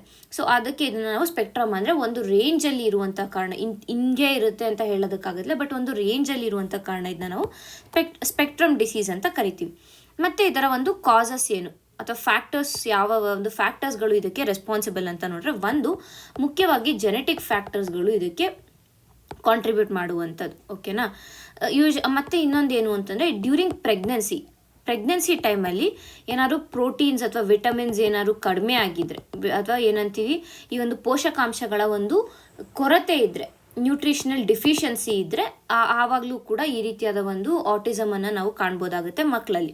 ತದನಂತರ ಏನು ಪ್ರೆಗ್ನೆನ್ಸಿಯಲ್ಲೇನೆ ಏನಾದರೂ ಇನ್ಫೆಕ್ಷನ್ಗಳಾಗೋದು ಅಥವಾ ಸೋಂಕುಗಳು ಅಂಟ್ಕೊಂಡಿದ್ರೆ ಸೊ ಅದರಿಂದನೂ ಆಗುತ್ತೆ. ಇನ್ನು ಮೂರನೇದಾಗಿ ಬಂದು ಎನ್ವಿರಾನ್ಮೆಂಟಲ್ ಫ್ಯಾಕ್ಟರ್ಸ್ ಅಂತ ಬಂದಾಗ ಹಲವಾರು ಫ್ಯಾಕ್ಟರ್ಸ್ಗಳು ಇದಿರುತ್ತೆ. ಸೊ ಇದು ಮೂರು ಮುಖ್ಯವಾದ ಕಾರಣಗಳು ಅನ್ನುವಂಥದ್ದು. ಓಕೆನಾ. ಆ್ಯಂಡ್ ಅಕಸ್ಮಾತ್ ಯಾರು ಪ್ರಿಲಿಮ್ಸಲ್ಲಿ ಈಗ ನಿಮಗೆ ಥ್ರೂ ವ್ಯಾಕ್ಸಿನೇಷನ್ ಈ ಒಂದು ಆಟಿಸಮ್ ಸ್ಪೆಕ್ಟ್ರಮ್ ಡಿಸಾರ್ಡರ್ ಬರುತ್ತೆ ಅಂತಂದರೆ ವ್ಯಾಕ್ಸಿನೇಷನ್ ಅಥವಾ ಲಸಿಕೆಗಳು ಆಟಿಸಮ್ ಬರೋದಕ್ಕೆ ಒಂದು ಕಾರಣ ಅಂತಂದರೆ ಅದು ಆ ಸ್ಟೇಟ್ಮೆಂಟ್ ರಾಂಗ್ ಆಗುತ್ತೆ. ಓಕೆನಾ. ಸೊ ಈ ಮೂರು ಮುಖ್ಯ ಕಾರಣಗಳು, ಒಂದು ಜೆನೆಟಿಕ್ ಫ್ಯಾಕ್ಟರ್ಸ್, ಒಂದು ಪ್ರೆಗ್ನೆನ್ಸಿ ಟೈಮಲ್ಲಿ ಇವೇನಾದರೂ ಆಗಿದ್ರೆ, ಮತ್ತೊಂದು ಎನ್ವಿರಾನ್ಮೆಂಟಲ್ ಫ್ಯಾಕ್ಟರ್ಸ್. ಈಗ ನಾವು ಇದರ ಒಂದು ಸಿಂಪ್ಟಮ್ಸ್ಗಳು ಅಥವಾ ಲಕ್ಷಣಗಳನ್ನು ನೋಡೋಣ. ಮೊದಲಿಗೆ ಏನು ಅಂತಂದರೆ ಈ ಒಂದು ಆಟಿಸಮ್ ಇರುವಂಥ ಮನುಷ್ಯರನ್ನು ನಾವು ನೋಡಿದ್ರೆ ಅವರು ಬೇರೆಯವರ ಜೊತೆ ಮಾತನಾಡುವಾಗ ಕಣ್ಣಲ್ಲಿ ಕಣ್ಣಿಟ್ಟು ಮಾತಾಡಲ್ಲ. ಈಗ ನಾರ್ಮಲ್ ಆಗಿ ನಾವು ಒಬ್ಬರ ಹತ್ರ ಮಾತಾಡ್ತಾ ಇದ್ದೀವಿ ಅಂತಂದರೆ ಅವರ ಮುಖವನ್ನು ನೋಡಿಕೊಂಡು ಅವರ ಕಣ್ಣಿನಲ್ಲಿ ಕಣ್ಣಿಟ್ಟು ನಾವು ಮಾತಾಡ್ತೀವಿ. ಸೊ ಆ ರೀತಿಯಾದ ಒಂದು ಐ ಕಾಂಟ್ಯಾಕ್ಟ್ ಇರೋದಿಲ್ಲ, ಅಂದರೆ ಇವರು ಐ ಕಾಂಟ್ಯಾಕ್ಟನ್ನು ಮಾಡೋದಿಲ್ಲ. ಓಕೆನಾ. ಮೊದಲನೇದಾಗಿ. ಎರಡನೇದಾಗಿ ಈ ಒಂದು ಆಟಿಸಮ್ ಇರುವ ಮಕ್ಕಳಲ್ಲಿ ಅಥವಾ ಅಂದರೆ ಅವರ ಒಂದು ಬೆಳವಣಿಗೆ ಟೈಮಲ್ಲಿ ನೋಡಿದ್ರೆ ಅವರ ಮಾತುಗಳು ಏನಿರುತ್ತೆ, ಅಂದರೆ ಸ್ಪೀಚ್ ಸ್ವಲ್ಪ ತಡವಾಗಿ ಬರುತ್ತೆ. ಅವರು ಮಾತುಗಳನ್ನು ತಡವಾಗಿ ಮಾತಾಡೋದಕ್ಕೆ ಸ್ಟಾರ್ಟ್ ಮಾಡ್ತಾರೆ ಅನ್ನೋದು. ನೆಕ್ಸ್ಟ್ ಬಂದು ಅವ್ರಿಗೆ ಒಂಥರ OCD ಥರ ಇರುತ್ತೆ. ಅಂದರೆ ಒಂದು ಮಾಡಿರೋ ಕೆಲಸನೇ ಪದೇ ಮಾಡ್ಕೊಂಡು ಹೋಗ್ತಾ ಇರ್ತಾರೆ. ಅಂದರೆ ಒಂದೇ ಕೆಲಸವನ್ನು ಮತ್ತೆ ಮಾಡ್ತಾ ಇರ್ತಾರೆ. ತದನಂತರ ಏನು ಮಾಡ್ತಾರೆ ಅಂದರೆ ಇವರ ಮತ್ತೊಂದು ಸಿಂಪ್ಟಮ್ ಸಾಮಾಜಿಕ ಸಂಪರ್ಕಗಳು ಏನಿರ್ತವೆ ಇವುಗಳನ್ನು ಇದರಿಂದ ತಪ್ಪಿಸ್ಕೊಳ್ಳೋದಕ್ಕೆ ಟ್ರೈ ಮಾಡ್ತಾ ಇರ್ತಾರೆ ಅವರು. ಓಕೆನಾ. ಆ್ಯಂಡ್ ಯೂಶಲ್ ಆಗಿ ಈ ಒಂದು ಸಿಂಪ್ಟಮ್ಸ್ಗಳಿದೆ 2 ಅಥವಾ 3 ವರ್ಷದ ಮಕ್ಕಳಲ್ಲೇ ಅಂದರೆ ಆ ಇಯರಲ್ಲಿ ಇರುವಾಗಲೇ ಇದನ್ನ ಗುರುತಿಸ್ಬೋದು. ಆ್ಯಂಡ್ ಆಗ್ಲಿಂದಾನೇ ಅವ್ರಿಗೆ ಒಂಥರ ಟ್ರೈನ್ ಮಾಡ್ಕೊಂಡು ಬರಬೇಕು, ಯಾವ ರೀತಿಯಾಗಿ ಸಮಾಜದಲ್ಲಿ ಅವರು ಬೆರೆತ್ಕೊಳ್ಬೇಕು, ಇದನ್ನು ಟ್ರೈನ್ ಮಾಡ್ಕೊಂಡು ಬರ್ಬೋದು. ಆ್ಯಂಡ್ ಇದಕ್ಕೆ ರಿಲೇಟ್ ಆಗಿರುವಂಥ ಒಂದು ಇಂಗ್ಲೀಷ್ ಸೀರೀಸ್ ಇದೆ, ದ ಗುಡ್ ಡಾಕ್ಟರ್ ಅಂತ. ನಿಮಗೆ ಟೈಮ್ ಇದ್ದರೆ ನೀವು ಅದನ್ನ ನೋಡಿ. ಅದರಲ್ಲಿ ಆ ಮೇನ್ ಕ್ಯಾರೆಕ್ಟರ್ ಏನಿದ್ದಾರೆ he has autism spectrum disorder. So ಅವ್ರು ಯಾವ ರೀತಿಯಾಗಿ ಈ ಒಂದು ಅಂದರೆ ಆ ಮೆಡಿಕಲ್ ಫೀಲ್ಡಲ್ಲಿ ಅವರು ತಮ್ಮ ಒಂದು ಏನಂತೀವಿ ಹೆಜ್ಜೆ ಗುರುತನ್ನು ಮಾಡ್ತಾರೆ. ಆ್ಯಂಡ್ ಈ ಸೀರೀಸಲ್ಲಿ ಅವರೇ ಮೊದಲನೇ ಡಾಕ್ಟರ್ ವಿತ್ ASD ಆಗಿರ್ತಾರೆ ಅಮೇರಿಕಾದಲ್ಲಿ. ಸೊ ಆಗಿರುವಂಥ ಕಾರಣ ಅಂದರೆ if U C the series at least 1-2 ಎಪಿಸೋಡ್ಸ್ನ ನೋಡಿದ್ರೆ ನಿಮಗೆ ಅರ್ಥ ಆಗುತ್ತೆ ಬೇಸಿಕಲಿ ಆಟಿಸಮ್ ಏನು ಅನ್ನುವಂಥದ್ದು. ಸೊ ಇಷ್ಟು ನಮಗೆ ಈ ಒಂದು ಆರ್ಟಿಕಲ್ನಲ್ಲಿ ಸಿಗ್ತಾ ಇರೋ ಇನ್ಫಾರ್ಮೇಷನ್ ಆಗಿದೆ. ಈಗ ಮುಂದಿನ ಒಂದು ಆರ್ಟಿಕಲನ್ನು ನೋಡೋಣ. ಇಲ್ಲಿ ಕೆಲವಷ್ಟು ಕೀ ಪಾಯಿಂಟ್ಸ್ಗಳನ್ನು ಹಾಕಿದ್ದೀನಿ. ಸೊ ನೀವು ಜಸ್ಟ್ ಇದನ್ನ ರಿವೈಸ್ ಮಾಡೋದಕ್ಕೋಸ್ಕರ ಇಲ್ಲಿ ನಾನು ಇದನ್ನು ಹಾಕಿದ್ದೀನಿ. You can just take a screenshot and revise it. ಈಗ ನೆಕ್ಸ್ಟ್ ಆರ್ಟಿಕಲ್ನ ನೋಡೋಣ. ಜೈಲುಗಳಲ್ಲಿ ಅಕ್ರಮ ತಡೆಯಲು 6 ಸೂತ್ರ, ಖಾಲಿ ಹುದ್ದೆಗಳ ನೇಮಕ, ಬ್ಯಾರಕ್ಗಳಲ್ಲಿ CC ಕ್ಯಾಮೆರಾ, ಜಾಮರ್ ಅಳವಡಿಕೆ, ಹಿತೇಂದ್ರ ಸಮಿತಿ ಉಲ್ಲೇಖ. ನಾವು ನವೆಂಬರ್ನ ಡೈಲಿ ನ್ಯೂಸ್ ಅನಾಲಿಸಿಸ್ ಮಾಡುವಾಗ ನೋಡಿದ್ವಿ, ಪ್ರಿಸನ್ ರಿಫಾರ್ಮ್ಸ್ಗಾಗಿ ಕರ್ನಾಟಕದಲ್ಲಿ ಜೈಲುಗಳಲ್ಲಿ ಆಗ್ತಾ ಇರುವಂಥ ಒಂದು ಅಕ್ರಮಗಳನ್ನು ತಡೆಯೋದಕ್ಕೋಸ್ಕರ ಜೈಲುಗಳನ್ನು ರಿಫಾರ್ಮ್ ಮಾಡಬೇಕು ಅನ್ನುವಂಥ ಒಂದು ಏನಂತೀವಿ ಇಶ್ಯೂ ಬಂದಿತ್ತು. ಸೊ ಅದೇ ಒಂದು ಇಶ್ಯೂವನ್ನು ಸಾಲ್ವ್ ಮಾಡೋದಕ್ಕೆ IPS ಅಧಿಕಾರಿ ಆಗಿರುವಂತಹ ಆರ್ ಹಿತೇಂದ್ರ ಅವರ ಅಡಿಯಲ್ಲಿ ಒಂದು ಕಮಿಟಿಯನ್ನು ನಿರ್ಮಿಸಿದರು. ಆ ಒಂದು ಕಮಿಟಿ ಈಗ 6 ಸೂತ್ರಗಳನ್ನು ನೀಡಿದೆ. ಸೊ ಅದರ ಬಗ್ಗೆ ನಾವು ಇಲ್ಲಿ ನೋಡ್ತಾ ಇದ್ದೀವಿ. ಈ ಒಂದು ಆರ್ಟಿಕಲ್ ಏನಿದೆ entirely with respect to mains ನಮಗೆ ಇಂಪಾರ್ಟೆಂಟ್ ಆಗುತ್ತೆ. ಮತ್ತು ಈಗ ಈ ಕಮಿಟಿ ಬಗ್ಗೆ ನೋಡೋಣ. ಸೊ ಈ ಕಮಿಟಿ ಏನಿದೆ, ಈ ಕಮಿಟಿ ಬಂದು ಏನೇನನ್ನು ಮಾಡಿದ್ದಾನೆ, ಒಂದು ಜೈಲಿನಲ್ಲಿ ಇರುವಂತಹ ಸಮಸ್ಯೆಗಳನ್ನು ಇದು ಗುರುತಿಸಿದೆ. ಸೊ ಜೈಲಿನಲ್ಲಿ ಇರುವಂತಹ ಪ್ರಾಬ್ಲಮ್ಸ್ಗಳನ್ನು ಐಡೆಂಟಿಫೈ ಮಾಡಿದೆ ಒಂದು. ಎರಡನೇದಾಗಿ ಇದು ಖೈದಿಗಳಿಗೆ ಇರುವಂತಹ ಹಕ್ಕುಗಳೇನಿದೆ, ಅಂದರೆ ಈ ಒಂದು ಅಂಡರ್ ಟ್ರಯಲ್ ಅಥವಾ ಪ್ರಿಸ್ನರ್ಸ್ ಏನಿದ್ದಾರೆ, ಈ ಪ್ರಿಸ್ನರ್ಸ್ನ ಹಕ್ಕುಗಳ ಬಗ್ಗೆ, ಅವರ ಒಂದು ರೈಟ್ಸ್ಗಳ ಬಗ್ಗೆ ಕೂಡ ಈ ಒಂದು ಸಮಿತಿ ಚರ್ಚಿಸಿದೆ ಅನ್ನುವಂಥದ್ದು. ತದನಂತರ ಅಡ್ಮಿನಿಸ್ಟ್ರೇಟಿವ್ ಏನು ಮಾಲ್ ಫಂಕ್ಷನ್ಸ್ ಇದೆ ಅಥವಾ ಅಡ್ಮಿನಿಸ್ಟ್ರೇಟಿವ್ ವೀಕ್ನೆಸ್ಗಳು ಏನಿದೆ ಅನ್ನೋದನ್ನ ಕೂಡ ಇದು ಐಡೆಂಟಿಫೈ ಮಾಡಿದೆ. ಸೊ ಈ ಒಂದು 3 ಮುಖ್ಯ ಕಾರ್ಯಗಳನ್ನು ಈ ಒಂದು ಸಮಿತಿ ಮಾಡಿದೆ. ಅಂದರೆ ಇವುಗಳನ್ನು ಅಧ್ಯಯನ ಮಾಡಿ ಯಾವ ರೀತಿಯಾಗಿ ನಾವು ಜೈಲುಗಳಲ್ಲಿ ಸುಧಾರಣೆಯನ್ನು ತರ್ಬೋದು, ಅಂದರೆ ವಸಾಹತು ಕಾಲದ ವ್ಯವಸ್ಥೆಯ ಮೇಲೆ ಯಾವ ರೀತಿಯಾಗಿ ಇದನ್ನು ಕಾರ್ಯನಿರ್ವಹಿಸುವಂತೆ ಮಾಡ್ಬೋದು ಅನ್ನೋದರ ಕುರಿತಾಗಿ ಈ ಒಂದು ಸಮಿತಿ ಹೇಳಿದೆ. ಓಕೆನಾ. ಯಾವುದೇ ಒಂದು ಕಮಿಟಿ ತನ್ನ ಒಂದು ಶಿಫಾರಸನ್ನು ನೀಡಬೇಕು ಅಂತಲೇ ಮೊದಲಿಗೆ ಏನು ಮಾಡಬೇಕು, ಅಲ್ಲಿರುವಂಥ ಪ್ರಾಬ್ಲಮ್ಸ್ಗಳನ್ನು ಐಡೆಂಟಿಫೈ ಮಾಡಬೇಕು. ಸೊ ಈ ಒಂದು ಕಮಿಟಿ ಯಾವ ಸಮಸ್ಯೆಗಳನ್ನು ಐಡೆಂಟಿಫೈ ಮಾಡಿದೆ ಅಥವಾ ಯಾವ ಸಮಸ್ಯೆಗಳನ್ನು ಅಥವಾ ಯಾವ ಲೋಪಗಳನ್ನು ಇದು ಕಂಡುಹಿಡಿದಿದೆ ಅನ್ನೋದನ್ನು ನೋಡೋಣ. ಮೊದಲನೇದಾಗಿ ಏನು ಹೇಳಿದೆ ಅಂತಂದರೆ ಸ್ಟಾಫ್ ವೇಕೆನ್ಸಿ ಜಾಸ್ತಿ ಇದೆ, ಸಿಬ್ಬಂದಿಗಳ ವೇಕೆನ್ಸಿ ಅಥವಾ ಸಿಬ್ಬಂದಿಗಳ ಕೊರತೆ ಇದೆ ಅನ್ನುವಂಥದ್ದನ್ನ ಇಲ್ಲಿ ಹೇಳ್ತಾ ಇದ್ದಾರೆ. ಅಂದರೆ ಈ ಒಂದು ಕೆಲವೊಂದು ಪ್ರಮುಖ ಜೈಲುಗಳನ್ನು ನಾವು ಇಲ್ಲಿ ನೋಡಿದ್ರೆ ಸುಮಾರು 40 to 47% ಹುದ್ದೆಗಳು ವೇಕೆಂಟ್ ಆಗಿದೆ, ಖಾಲಿ ಇದೆ. ಹಾಗೆ ಇದು ಎಕ್ಸಾಂಪಲ್ ಆಗಿ ನಾವು ನೋಡಿದ್ರೆ ಇದಕ್ಕೆ ಈಗ ಪರಪ್ಪನ ಅಗ್ರಹಾರನ ತೊಗೊಂಡ್ರೆ, ಬೆಂಗಳೂರಿನ ಪರಪ್ಪನ ಅಗ್ರಹಾರ ತೊಗೊಂಡ್ರೆ ಈ ಒಂದು ಜೈಲಿನಲ್ಲಿ ಸುಮಾರು 4834 ಖೈದಿಗಳಿದ್ದಾರೆ. ಆದರೆ ಪೊಲೀಸ್ ಸಿಬ್ಬಂದಿಗಳಿರೋದು 500 ಜನ ಅಷ್ಟೇ. ಇದು ಆ್ಯಕ್ಚುಲಿ ಡಬಲ್ಗಿಂತ ಜಾಸ್ತಿನೇ ಖೈದಿಗಳಿದ್ದಾರೆ. ಇದೇನಾದರೂ ಅಲ್ಲಿ ಪ್ರಾಬ್ಲಮ್ ಆಯಿತು ಸಡನ್ನಾಗಿ ಅಂತಾರೆ, ಈ 4800 ಜನನ 500 ಜನ ಹೇಗೆ ಮ್ಯಾನೇಜ್ ಮಾಡ್ತಾರೆ, ಕಷ್ಟ ಅಲ್ವಾ. ಸೊ ಹಾಗಾಗಿ ಸ್ಟಾಫ್ ವೇಕೆನ್ಸಿ ಇಲ್ಲಿ ಮುಖ್ಯವಾಗಿ ಪ್ರಾಬ್ಲಮ್ ಅಂತ ಈ ಒಂದು ಕಮಿಟಿ ಐಡೆಂಟಿಫೈ ಮಾಡಿದೆ. ಮತ್ತು ಎರಡನೇದಾಗಿ ಏನು ಹೇಳ್ತಾ ಇದ್ದಾರೆ ಅಂತಂದರೆ ಟೆಕ್ನಾಲಜಿಯನ್ನು ಸರಿಯಾಗಿ ಇಲ್ಲಿ ಯೂಸ್ ಮಾಡಿಲ್ಲ, ಟೆಕ್ನಾಲಜಿ ಅಡ್ವಾನ್ಸ್ಮೆಂಟನ್ನು ಮಾಡಬೇಕು ಜೈಲ್ಗಳಲ್ಲಿ ಅಂತ ಹೇಳ್ತಾರೆ. ಅಂದರೆ ಫಾರ್ ಎಕ್ಸಾಂಪಲ್ CCTV ಸರಿಯಾಗಿ ಇಲ್ಲದೆ ಇರೋದು, ಅಂದರೆ CCTV ಇದೆ, ಅದಕ್ಕೆ ಕನೆಕ್ಷನ್ ಇಲ್ಲದೆ ಇರೋದು, ಇಲ್ಲ ಸರಿಯಾಗಿ ವರ್ಕ್ ಆಗದೆ ಇರುವಂಥದ್ದು, ಇವುಗಳಾಗ್ತದೆ. ಆ್ಯಂಡ್ ಆಲ್ಸೋ ಮೊಬೈಲ್ ಜಾಮರ್ಗಳೇನಿದೆ, ಈ ಜಾಮರ್ಗಳು ಸುಮಾರು ಹಳೆ ಜಾಮರ್ಗಳನ್ನು ಯೂಸ್ ಮಾಡಿರುವಂಥ ಕಾರಣ ಏನಾಗ್ತದೆ, ಅದರಿಂದ ಕೂಡ ಪ್ರಾಬ್ಲಮ್ ಆಗ್ತದೆ. ಸೊ ಹಾಗಾಗಿ ಈ ಜಾಮರ್ಗಳೇನಿದೆ ಇದು 5G ಇವಾಗಿರುವಂಥ 5G ಟೈಮ್ಗೆ, ಹಳೆ ಜಾಮರ್ಗಳು ಈಗ 5G ಟೈಮಲ್ಲಿ ಇದು ವರ್ಕ್ ಆಗ್ತಾ ಇಲ್ಲ ಅಷ್ಟೊಂದು. ಸೊ ಹಾಗಾಗಿ ಏನಾಗ್ತದೆ, ಖೈದಿಗಳು ಮೊಬೈಲ್ಗಳನ್ನು ಬಳಸ್ತಾ ಇದ್ದಾರೆ, ಮೊಬೈಲ್ ಜಾಮರ್ಗಳು ಇಲ್ಲಿ ವೇಸ್ಟ್ ಆಗಿದೆ ಅನ್ನೋದನ್ನು ಅರ್ಥ ಮಾಡ್ಕೋಬೇಕು. ಮತ್ತು ಮೂರನೇ ಒಂದು ಪ್ರಾಬ್ಲಮ್ ಏನು ಅಂತಂದರೆ ಬೇಸಿಕಲಿ ಸೆಕ್ಯೂರಿಟಿ ಮತ್ತು ಮೂಲ ಸೌಕರ್ಯಗಳು ಏನಿದ್ದಾವೆ ಅವೆರಡರ ಕೊರತೆ ಇದೆ ಜೈಲ್ಗಳಲ್ಲಿ ಅನ್ನುವಂಥದ್ದು. ಅಂದರೆ ಒಂದು security with respect to security ಬಂದಾಗ ಜೈಲ್ಗೆ ಮತ್ತು ಆಚೆ ಏರಿಯಾಗೆ ಬಫರ್ ಅಂತ ಬಿಟ್ಟಿರ್ತಾರೆ. ಸೊ ಆ ಬಫರ್ ಏರಿಯಾಗಳೇ ಇಲ್ಲ ಇಲ್ಲಿ. ಓಕೆನಾ. ನಂತರ ಒಂದು ಗಡಿ ಗೋಡೆಗಳೇನಿರ್ತವೆ, ಅಂದರೆ ಈ ಕಾಂಪೌಂಡ್ಗಳು ಏನಿರ್ತವೆ ಅವುಗಳು ಕಡಿಮೆ ಆಗಿದ್ದಾವೆ. ಮತ್ತು ಈ ವಾಚ್ ಟವರ್ಗಳು ಏನಿರಬೇಕು, ಅಂದರೆ ಜೈಲ್ಗಳಲ್ಲಿ ವಾಚ್ ಟವರ್ ಅಂತ ಇರುತ್ತೆ, ವಾಚ್ ಟವರ್ಗಳು ಕೂಡ ಇಲ್ಲಿ ಕಡಿಮೆ ಆಗ್ತಾ ಇದ್ದಾವೆ ಅನ್ನುವಂಥದ್ದು. ಸೊ ಇಷ್ಟೆಲ್ಲ ಪ್ರಾಬ್ಲಮ್ಸ್ಗಳಿದೆ. ಮುಖ್ಯವಾಗಿ ಇಲ್ಲಿ ಏನು ಹೈಲೈಟ್ ಆಗುತ್ತೆ ಪ್ರಾಬ್ಲಮ್ ಅಂತ ಬಂದಾಗ ಸ್ಟಾಫ್ ವೇಕೆನ್ಸಿ ಆಗುತ್ತೆ. ಇಲ್ಲೇ ನೋಡಿ ಬೆಂಗಳೂರಲ್ಲೇ ಬರೀ ಈ ರೀತಿಯಾಗಿದೆ ಅಂತಂದರೆ it is a very huge issue ಅಂತ ಹೇಳ್ಬೋದು. ತದನಂತರ ಟೆಕ್ನಾಲಜಿ ಇಲ್ಲ. ಡೇ ಟು ಡೇ ನಾವು ನೋಡಿದ್ರೆ AI ಎಲ್ಲ ಬಂದಿದೆ. AI ಕೃತಕ ಬುದ್ಧಿಮತ್ತೆನ ನಾವು ಡೇ ಟು ಡೇ ಲೈಫಲ್ಲಿ ಯೂಸ್ ಮಾಡ್ತಾ ಇದ್ದೀವಿ. ಹೀಗಿರುವಾಗ ನಾವು ಇನ್ನೂ ಹಳೆ ಕಾಲದ ಮೊಬೈಲ್ ಜಾಮರ್ಗಳನ್ನು ಬಳಸ್ತಾ ಇದ್ರೆ ಎಲ್ಲಿಂದ ನಾವು ಸೆಕ್ಯೂರಿಟಿಯನ್ನು ಒದಗಿಸ್ಕಾಗುತ್ತೆ, ಆಗೋದಿಲ್ಲ. ಸೊ ಹಾಗಾಗಿ ಇವುಗಳನ್ನೆಲ್ಲ ಐಡೆಂಟಿಫೈ ಅಂದರೆ ಈ ಒಂದು ಲೋಪಗಳನ್ನು ಐಡೆಂಟಿಫೈ ಮಾಡಿರುವಂಥ ಸಮಿತಿ ಏನು ಹೇಳಿದೆ ಅಂದರೆ ಕೆಲವಷ್ಟು ಶಿಫಾರಸನ್ನು ನೀಡಿದೆ. ಸೊ ಆ ಶಿಫಾರಸು ಏನು ಅನ್ನೋದನ್ನು ನಾವೀಗ ನೋಡೋಣ. ಸೊ ಮೊದಲಿಗೆ ಇಲ್ಲಿ ಶಿಫಾರಸುಗಳನ್ನು ನೋಡ್ತೀವಿ. ಓಕೆನಾ. ಸೊ ಸೊಲ್ಯೂಷನ್ಸ್ ಅಥವಾ ರೆಕಮೆಂಡೇಷನ್ಸ್ ಅಂತ ಹೇಳ್ಬೋದು ಇದನ್ನ. ಸೊ ರೆಕಮೆಂಡೇಷನ್ಸ್ ಬೈ ಕಮಿಟಿ ಏನು ಅನ್ನೋದನ್ನು ನೋಡೋಣ. ಸೊ ಮೊದಲನೇದಾಗಿ ಏನು ಹೇಳಿದೆ ಅಂತಂದರೆ ಸೆಕ್ಯೂರಿಟಿಯನ್ನು ಸ್ಟ್ರೆಂಥನ್ ಮಾಡಬೇಕು, ಭದ್ರತೆಯನ್ನು ಮತ್ತಷ್ಟು ಬಲಪಡಿಸಬೇಕು ಅಂತ ಹೇಳಿದೆ. ಏನು ಅಂತಂದರೆ ಈ ಒಂದು ಜಾಮರ್ಗಳಿಂದ, ಮೊಬೈಲ್ ಜಾಮರ್ಗಳಿಂದ ಇವುಗಳು 5Gಯನ್ನು ಬಳಸುವಂತೆ ಇರಬೇಕು. ಅಂದರೆ 5G ಸಮರ್ಥವಾಗಿರುವಂಥ ಮೊಬೈಲ್ ಜಾಮರ್ಗಳನ್ನು ನಾವು ಬಳಸಬೇಕು, ಅಂದರೆ ಅದನ್ನ ಅಳವಡಿಸಬೇಕು ಅನ್ನುವಂಥದ್ದು. ಎರಡನೇದಾಗಿ ಏನು ಅಂದರೆ CCTV ಕ್ಯಾಮರಾಗಳನ್ನು ಮತ್ತಷ್ಟು ಇನ್ಕ್ರೀಸ್ ಮಾಡಿ, ಮತ್ತಷ್ಟು ಹೆಚ್ಚಿಸಿ, ಅದಕ್ಕೆ ಬೇಕಾಗಿರುವಂಥ ಸರಿಯಾದ ಕನೆಕ್ಷನ್ಗಳನ್ನು ನೀಡಿ, ಸರಿಯಾಗಿ ಅದು ವರ್ಕ್ ಆಗ್ತಾ ಇದೆಯಾ ಇಲ್ವೋ ಅನ್ನುವಂಥದ್ದನ್ನ ನೋಡಿ ಅನ್ನುವಂಥದ್ದು. ತದನಂತರ ಏನು ಅಂದರೆ AI ಬೇಸ್ಡ್ ಮಾನಿಟರಿಂಗ್ ಮಾಡಿ, AI ಬೇಸ್ಡ್ ಕ್ಯಾಮೆರಾ ಮಾನಿಟರಿಂಗನ್ನು ಮಾಡಿ ನೀವು. ಅಂದರೆ ಏನಾದ್ರು ಪ್ರಾಬ್ಲಮ್ಸ್ ಆಗ್ತಿದೆ ಎಲ್ಲ, ಇವಾಗ ಒಂದು ಜೈಲಿದೆ, ಈಗ ನಾನು ಹೇಳಿದೆ ಪರಪ್ಪನಗರದಲ್ಲಿ 4800 ಕೈದಿಗಳಿದ್ದಾರೆ ಅಪ್ರಾಕ್ಸಿಮೇಟ್ ಆಗಿ. ಸೊ ಈ 4800 ಕೈದಿಗಳನ್ನು ಪೊಲೀಸ್ ಆಫೀಸರ್ಸ್ಗಳು ಪ್ರತಿ ಟೈಮಲ್ಲಿ ನೋಡ್ತಾ ಇರಬೇಕು ಅಂದರೆ ಇಟ್ ಈಸ್ ಡಿಫಿಕಲ್ಟ್. ಸೊ ಅಂಥ ಕಡೆ ನೀವು ಎ ಐಯನ್ನು ಬಳಸಿ ಕ್ಯಾಮ್ರಾ ಮಾನಿಟರ್ನ ಮಾಡಿ. ಸೊ ಇದರಿಂದ ಏನಾದ್ರು ಪ್ರಾಬ್ಲಮ್ಸ್ ಇದ್ದರೆ ಅದು ಇಂಡಿಕೇಟ್ ಮಾಡುತ್ತೆ. So it will be an effective method ಅನ್ನೋದನ್ನು, ಎಫಿಷಿಯೆಂಟ್ ಆ್ಯಂಡ್ ಎಫೆಕ್ಟಿವ್ ಮೆಥಡ್ ಅನ್ನೋದನ್ನು ಇಲ್ಲಿ ಅವರು ಹೇಳಿದ್ದಾರೆ. ತದನಂತರ ಏನು ಹೇಳಿದ್ದಾರೆ ಅಂದರೆ ಪ್ರತಿಯೊಂದು ಜೈಲಿಗೂ ಏನು ಈ ಒಂದು ಆರ್ಮಿ ಲೆವೆಲಲ್ಲಿ ಇರುವಂತಹ 2 ಲೇಯರ್ ಫ್ರಿಸ್ಕಿಂಗನ್ನು ತರಬೇಕು. ಪ್ರತಿಯೊಂದು ಜೈಲಲ್ಲೂ 2 ಲೇಯರ್ ಫ್ರಿಸ್ಕಿಂಗನ್ನು ನಾವು ತರಬೇಕು ಅಂತ ಇಲ್ಲಿ ಹೇಳಿದ್ದಾರೆ. ಆ್ಯಂಡ್ ಎರಡನೇದಾಗಿ ನೋಡಿದಾಗ ವಿತ್ ರೆಸ್ಪೆಕ್ಟ್ ಟು ವೇಕೆನ್ಸಿಗಳು ಏನಿದೆ, ಈ ವೇಕೆನ್ಸಿಗಳ ಬಗ್ಗೆ ಮಾತಾಡ್ತಾರೆ. ಅಂದರೆ ಈಗ ಸದ್ಯಕ್ಕೆ ಎಷ್ಟಿದೆ 1:8.4 ಈ ಒಂದು ಪ್ರಪೋರ್ಷನಲ್ಲಿ ಈಗ ಸದ್ಯಕ್ಕೆ ಅಂದರೆ 8 ಕೈದಿಗಳಿಗೆ ಒಬ್ಬ ಪೊಲೀಸ್ ಆಫೀಸರ್ ಅನ್ನುವ ರೀತಿಯಲ್ಲಿ ಈಗ ಪ್ರಪೋರ್ಷನ್ ಇದೆ.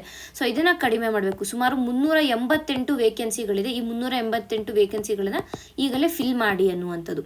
ಮತ್ತು ಎರಡನೇದಾಗಿ ಏನು ಹೇಳಿದ್ದಾರೆ ಅಂತಂದರೆ, ಈಗ ಒಂದೇ ಜೈಲಿನಲ್ಲಿ ದೀರ್ಘಕಾಲವಾಗಿ ಯಾರಾದರೂ ಆಫೀಸರ್ಗಳು ವರ್ಕ್ ಮಾಡ್ತಾಯಿದ್ರೆ ಅಂಥವ್ರನ್ನ ಇಮಿಡಿಯೇಟಾಗಿ ವರ್ಗಾವಣೆ ಮಾಡಿ. ಯಾಕೆ ಅಂತಂದರೆ ಒಂದೇ ಜೈಲಲ್ಲಿ ಅವ್ರು ಇವಾಗ ಒಂದು 5-10 ವರ್ಷ ಇದ್ದಾರೆ ಅಂತಂದರೆ ಅವರಲ್ಲಿ ಒಂಥರ ರ್ಯಾಪರ್ಡ್ನ ಬಿಲ್ಡ್ ಮಾಡ್ಕೊಂಡ್ಬಿಟ್ಟಿರ್ತಾರೆ.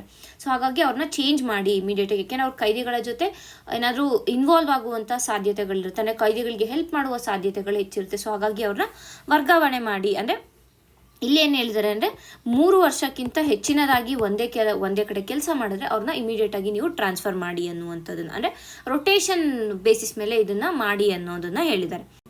ಓಕೆನಾ. ಸೊ ನಂತರ ಏನು ಹೇಳಿದ್ದಾರೆ ಅಂತಂದರೆ, ಈ ಒಂದು ಏನು ಸಿಬ್ಬಂದಿಗಳಿರ್ತಾರೆ ಇವರಿಗೆ ಸತತವಾದ ಟ್ರೈನಿಂಗ್ಗಳನ್ನು ಕೊಡಬೇಕು. ಅಂದರೆ ಅಪ್ ಟು ಡೇಟ್ ಟ್ರೈನಿಂಗನ್ನು ಇವರಿಗೆ ನೀಡ್ತಾ ಇರಬೇಕು ಅನ್ನೋದರ ಕುರಿತಾಗಿ ಕೂಡ ಅವರು ಹೇಳಿದ್ದಾರೆ. ತದನಂತರ ಇಲ್ಲಿ ನಾನೇನು ಹೇಳಿದೆ, ಸೆಕ್ಯೂರಿಟಿ ಮತ್ತು with respect to security and ಮೂಲ ಸೌಕರ್ಯಗಳೇನಿದೆ ಇವುಗಳ ಬಗ್ಗೆ ನಾವು ಮಾತಾಡಿದ್ವಿ. ಸೊ ಇಲ್ಲೇನು ಹೇಳಿದ್ದಾರೆ ಅಂದರೆ, ಈ ವಾಚ್ ಟವರು ಎಷ್ಟೊಂದು ಕಡೆ ಏನಾಗಿದೆ ಅಂತಂದರೆ, ಆ ವಾಚ್ ಟವರ್ನ ಒಂದು ಹೈಟ್ ಏನಿರುತ್ತೆ, ಆ ಒಂದು ಕಾವಲು ಗೋಪುರದ ಹೈಟ್ ಏನಿದೆ, ಈ ಹೈಟ್ ಕಡಿಮೆ ಇದೆ. ಸೊ ಅಲ್ಲಿ ಹೈಟನ್ನು ಹೆಚ್ಚಿಸಿ, ವಾಚ್ ಟವರ್ನ ಹೈಟ್ಗಳನ್ನು ಹೆಚ್ಚಿಸಿ. ಸೊ ಹಾಗಾಗಿ ಒಂದು ಮೋರ್ ಏರಿಯಾದ ಒಂದು ವಿಜುವಾಲಿಟಿ ಸಿಗುತ್ತೆ. ಅಲ್ಲಿ ಯಾರೇ ಗಾರ್ಡ್ ಮಾಡ್ತಾಯಿದ್ರು ಅವ್ರಿಗೆ ಆ ಒಂದು ಏರಿಯಾದ ಅಂದರೆ ಹೆಚ್ಚಿನ ಒಂದು ವ್ಯಾಪ್ತಿಯಲ್ಲಿ ಅವರು ಕಾವಲು ಕಾಯ್ಬೋದು ಅನ್ನುವಂಥದ್ದು ಒಂದು. ನಂತರ ಏನು ಹೇಳಿದ್ದಾರೆ ಅಂತಂದರೆ, ಈಗ ಕೆಲವಷ್ಟು ಜಿಲ್ಲೆಗಳಲ್ಲಿ, ಅಂದರೆ ಫಾರ್ ಎಕ್ಸಾಂಪಲ್ ಈಗ ಮಂಗಳೂರು ಇರ್ಬೋದು, ಬೀದರ್ ಇರ್ಬೋದು, ಬೀದರು, ವಿಜಯಪುರ ಮತ್ತು ಶಿವಮೊಗ್ಗ, ಇಂಥ ಕಡೆ ಈ 4 ಕಡೆಗಳಲ್ಲಿ ಹೊಸ ಬ್ಯಾರಾಕ್ಗಳನ್ನು ನಿರ್ಮಾಣ ಮಾಡಬೇಕು. ಏಕೆಂದರೆ ಅಲ್ಲಿ ಬ್ಯಾರಾಕ್ಗಳು ಸರಿಯಾಗಿ ಇಲ್ಲ, ಏನು ನಿರ್ಮಾಣ ಕಾರ್ಯ ಬಾಕಿ ಇದೆ ಅದನ್ನು ಇಮಿಡಿಯೇಟಾಗಿ ನೀವು ಕಂಪ್ಲೀಟ್ ಮಾಡಬೇಕು ಅಂತ ಹೇಳಿದ್ದಾರೆ. ತದನಂತರ ಈ ಒಂದು ಬಫರ್ ಝೋನ್ ಅಂತ ನಾನು ಹೇಳಿದೆ, ಈ ಬಫರ್ ಝೋನನ್ನು ಕಡ್ಡಾಯವಾಗಿ ಇನ್ಮೇಲೆ ಗುರುತಿಸಲೇಬೇಕು. ಪ್ರತಿಯೊಂದು ಜೈಲಿನಲ್ಲೂ ಈ ಒಂದು ಬಫರ್ ವಲಯನ ಗುರುತಿಸಲೇಬೇಕು ಅಂತ ಹೇಳಿದ್ದಾರೆ. ಆ್ಯಂಡ್ ಸಾರ್ವಜನಿಕರ ಪ್ರವೇಶವನ್ನು ಈ ಒಂದು ಏರಿಯಾದಲ್ಲಿ ನಿರ್ಬಂಧಿಸಬೇಕು ಅಂತನೂ ಇಲ್ಲಿ ಹೇಳಿದ್ದಾರೆ. ಬಫರ್ ವಲಯ ಏನಿದೆ, ಯು ಹ್ಯಾವ್ ಟು ಕರೆಕ್ಟಾಗಿ ಅದನ್ನ ಡಿಮಾರ್ಕೇಟ್ ಮಾಡಿ ಅಲ್ಲಿ ಸಾರ್ವಜನಿಕರು ಹೋಗದೇ ಇರೋ ಥರ ನೋಡಬೇಕು. ಆ್ಯಂಡ್ ತದನಂತರ ಈ ಒಂದು ಕಾಂಪೌಂಡ್ಗಳು ಏನಿರ್ತವೆ, ಅಂದರೆ ಸುತ್ತಲಿನ ಗೋಡೆಗಳು ಏನಿದ್ದಾವೆ ಇವುಗಳ ಎತ್ತರವನ್ನು ಕನಿಷ್ಠ 30 ಅಡಿಗೆ, ಅಂದರೆ ಅಟ್ಲೀಸ್ಟ್ 30 ಫೀಟ್ ಹೈಟ್ಗೆ ಇದನ್ನು ರೇಸ್ ಮಾಡಬೇಕು ಅಂತ ಹೇಳಿದ್ದಾರೆ. ಓಕೆನಾ. ಯಾಕೆಂದರೆ ಪ್ರಸ್ತುತವಾಗಿ ನಾವು ನೋಡಿದ್ರೆ ಸೆಂಟ್ರಲ್ ಜೈಲ್ಗಳಲ್ಲಿ ಇದು ಆಲ್ಮೋಸ್ಟ್ 20 ಫೀಟ್ಗಿಂತ ಕಡಿಮೆ ಇದೆ. ಸೊ ಅದಕ್ಕೆ ಇದನ್ನ 30 ಫೀಟ್ ಅಷ್ಟು ಹೈಟ್ಗೆ ಎತ್ತರಿಸಬೇಕು, ಎತ್ತರವನ್ನು ಮತ್ತು 30 ಫೀಟ್ ಹೈಟ್ಗೆ ತರಬೇಕು ಅಂತ ಕೂಡ ಈ ಒಂದು ಕಮಿಟಿ ಶಿಫಾರಸನ್ನು ಹೇಳಿದೆ. ಸೊ ಇದಿಷ್ಟು ನಮಗೆ ಈ ಒಂದು ಆರ್ಟಿಕಲ್ನಲ್ಲಿ ಸಿಗ್ತಾ ಇರೋ ಇನ್ಫಾರ್ಮೇಷನ್ ಆಗಿದೆ. ಆ್ಯಂಡ್ ಯಾಕೆ ವಿತ್ ರೆಸ್ಪೆಕ್ಟ್ ಟು ಮೇನ್ಸ್ ನಾವು ಇದನ್ನು ನೋಡಿದ್ದೀವಿ, ಯಾಕೆ ಇದು ಇಂಪಾರ್ಟೆಂಟ್ ಆಗುತ್ತೆ ಅನ್ನೋದನ್ನು ನೋಡೋಣ. ಈಗ ಏನಕ್ಕೆ ಈ ಒಂದು ಟಾಪಿಕನ್ನು ನೋಡಿದ್ದೀವಿ ಅಂತಂದರೆ, ಗವರ್ನೆನ್ಸ್ ಟಾಪಿಕ್ ಏನಿದೆ ನಮ್ಮ ಮೇನ್ಸಲ್ಲಿ ನಾವು ಬರೆಯುವಾಗ ಗವರ್ನೆನ್ಸ್ ಟಾಪಿಕ್ಗೆ ಇರ್ಬೋದು, ಇಲ್ಲ ಅಂತಾನೆ ಡೈರೆಕ್ಟ್ ಪ್ರಿಲಿಮ್ಸಲ್ಲೇ ಈ ಒಂದು ಶಿಫಾರಸ್ ಬಗ್ಗೆ ಕೇಳ್ಬೋದು, ಇಲ್ಲ ಪ್ರಿಸನ್ ರಿಫಾರ್ಮ್ಸ್ ಬಗ್ಗೆ ಕೇಳ್ಬೋದು. ಅಂತಹ ಕಡೆ ಕ್ವೆಶನನ್ನು ಕೇಳಿದಾಗ ನಾವು ಇದನ್ನು ಬರೀಬೇಕು. ಅಂದರೆ ಯಾವ ರೀತಿಯಾಗಿ ನಾವು ನಮ್ಮ ಒಂದು ಗವರ್ನೆನ್ಸನ್ನು ಇಂಪ್ರೂವ್ ಮಾಡ್ಕೋಬೇಕು ಅನ್ನೋದರ ಕುರಿತಾಗಿ ಆನ್ಸರ್ ಮಾಡ್ಬೋದಾಗುತ್ತೆ. ಈಗ ಮುಂದಿನ ಒಂದು ಆರ್ಟಿಕಲನ್ನು ನೋಡೋಣ. ನಗರಕ್ಕೆ ಎತ್ತಿನಹೊಳೆ ನೀರು ಸನ್ನಿಹಿತ, STP ಮೊದಲ ಹಂತ ಪೂರ್ಣ, 291 ಕೋಟಿ ರೂಪಾಯಿ ವೆಚ್ಚದಲ್ಲಿ ಜಲ ಶುದ್ಧೀಕರಣ. ಸೊ ಏನಾಗಿದೆ ಅಂತಂದರೆ, ಎತ್ತಿನಹೊಳೆಯ ಪ್ರಾಜೆಕ್ಟ್ ಏನಿದೆ ಇದರ ಒಂದು ಸ್ಟೇಜ್ 1 ಏನಿದೆ, ಈ ಸ್ಟೇಜ್ 1 ಕಂಪ್ಲೀಟ್ ಆಗಿದೆ ಈಗ. ಸೊ ಅದರ ಕುರಿತಾಗಿ ಇಲ್ಲಿ ಮಾತನಾಡ್ತಾ ಇದ್ದಾರೆ. ಹಾಗಾಗಿ ನಾವು ಎತ್ತಿನಹೊಳೆ ಪ್ರಾಜೆಕ್ಟ್ ಬಗ್ಗೆ ಕೂಡ ತಿಳ್ಕೊಬೇಕಾಗತ್ತೆ. ಆ್ಯಂಡ್ ಇದೆ ನಿಮ್ಗೆ ಗೊತ್ತಿರೋ ಹಾಗೆ ಇದು ಪ್ರಿಲಿಮ್ಸ್ಗೂ ಇಂಪಾರ್ಟೆಂಟು, ಮೇನ್ಸ್ಗೂ ಇಂಪಾರ್ಟೆಂಟ್. ಈಗಾಗಲೇ ಎತ್ತಿನಹೊಳೆ ಪ್ರಾಜೆಕ್ಟ್ ಬಗ್ಗೆ ನೀವು ಓದಿರ್ತೀರ, ಜಸ್ಟ್ ಒಂದ್ಸತಿ ಬ್ರಷ್ ಅಪ್ ಮಾಡ್ಕೊಳ್ಳೋಣ ಅಷ್ಟೇ ಇಲ್ಲಿ. ಓಕೆನಾ. ಸೊ ಈಗ ಮೊದಲಿಗೆ ಏನಾಗಿದೆ ಅಂತಂದರೆ, ಈ ಒಂದು ಸ್ಟೇಜ್ 1 ಕಂಪ್ಲೀಟ್ ಆಗಿದೆ. ಈ ಸ್ಟೇಜ್ 1 ಏನಿದೆ ಅಥವಾ ಏನು ಈ ಒಂದು ಮೊದಲನೇ ಹಂತ ಏನಿದೆ ಇದು ಬೆಂಗಳೂರು ಜಲಮಂಡಳಿ ಎಲ್ಲಿ ತಿಪ್ಕೊಂಡನಹಳ್ಳಿ ಜಲಾಶಯ ಇದೆ, TG ಹಳ್ಳಿ ಜಲಾಶಯ ಏನಿದೆ, ಈ ಜಲಾಶಯದ ಶುದ್ಧೀಕರಣ ಘಟಕ ಮತ್ತು ತ್ಯಾಜ್ಯ ನೀರು ಸಂಸ್ಕರಣಾ ಘಟಕಗಳ ಮೊದಲ ಹಂತದ ಪುನಶ್ಚೇತನ ಕಾಮಗಾರಿಯನ್ನು ಪೂರ್ಣಗೊಳಿಸಿದೆ. ಸೊ ಹಾಗಾಗಿ ಇದು ನ್ಯೂಸಲ್ಲಿ ಇರುವಂಥದ್ದು. ಸೊ ಈ ಒಂದು ಎತ್ತಿನ ಹೊಳೆ ಯೋಜನೆ ಅಡಿ ಏನಾಗುತ್ತೆ ಅಂದರೆ ಬೆಂಗಳೂರಿಗೆ ಸುಮಾರು 2.5 TMC ಅಷ್ಟು ನೀರು ಬರುತ್ತೆ.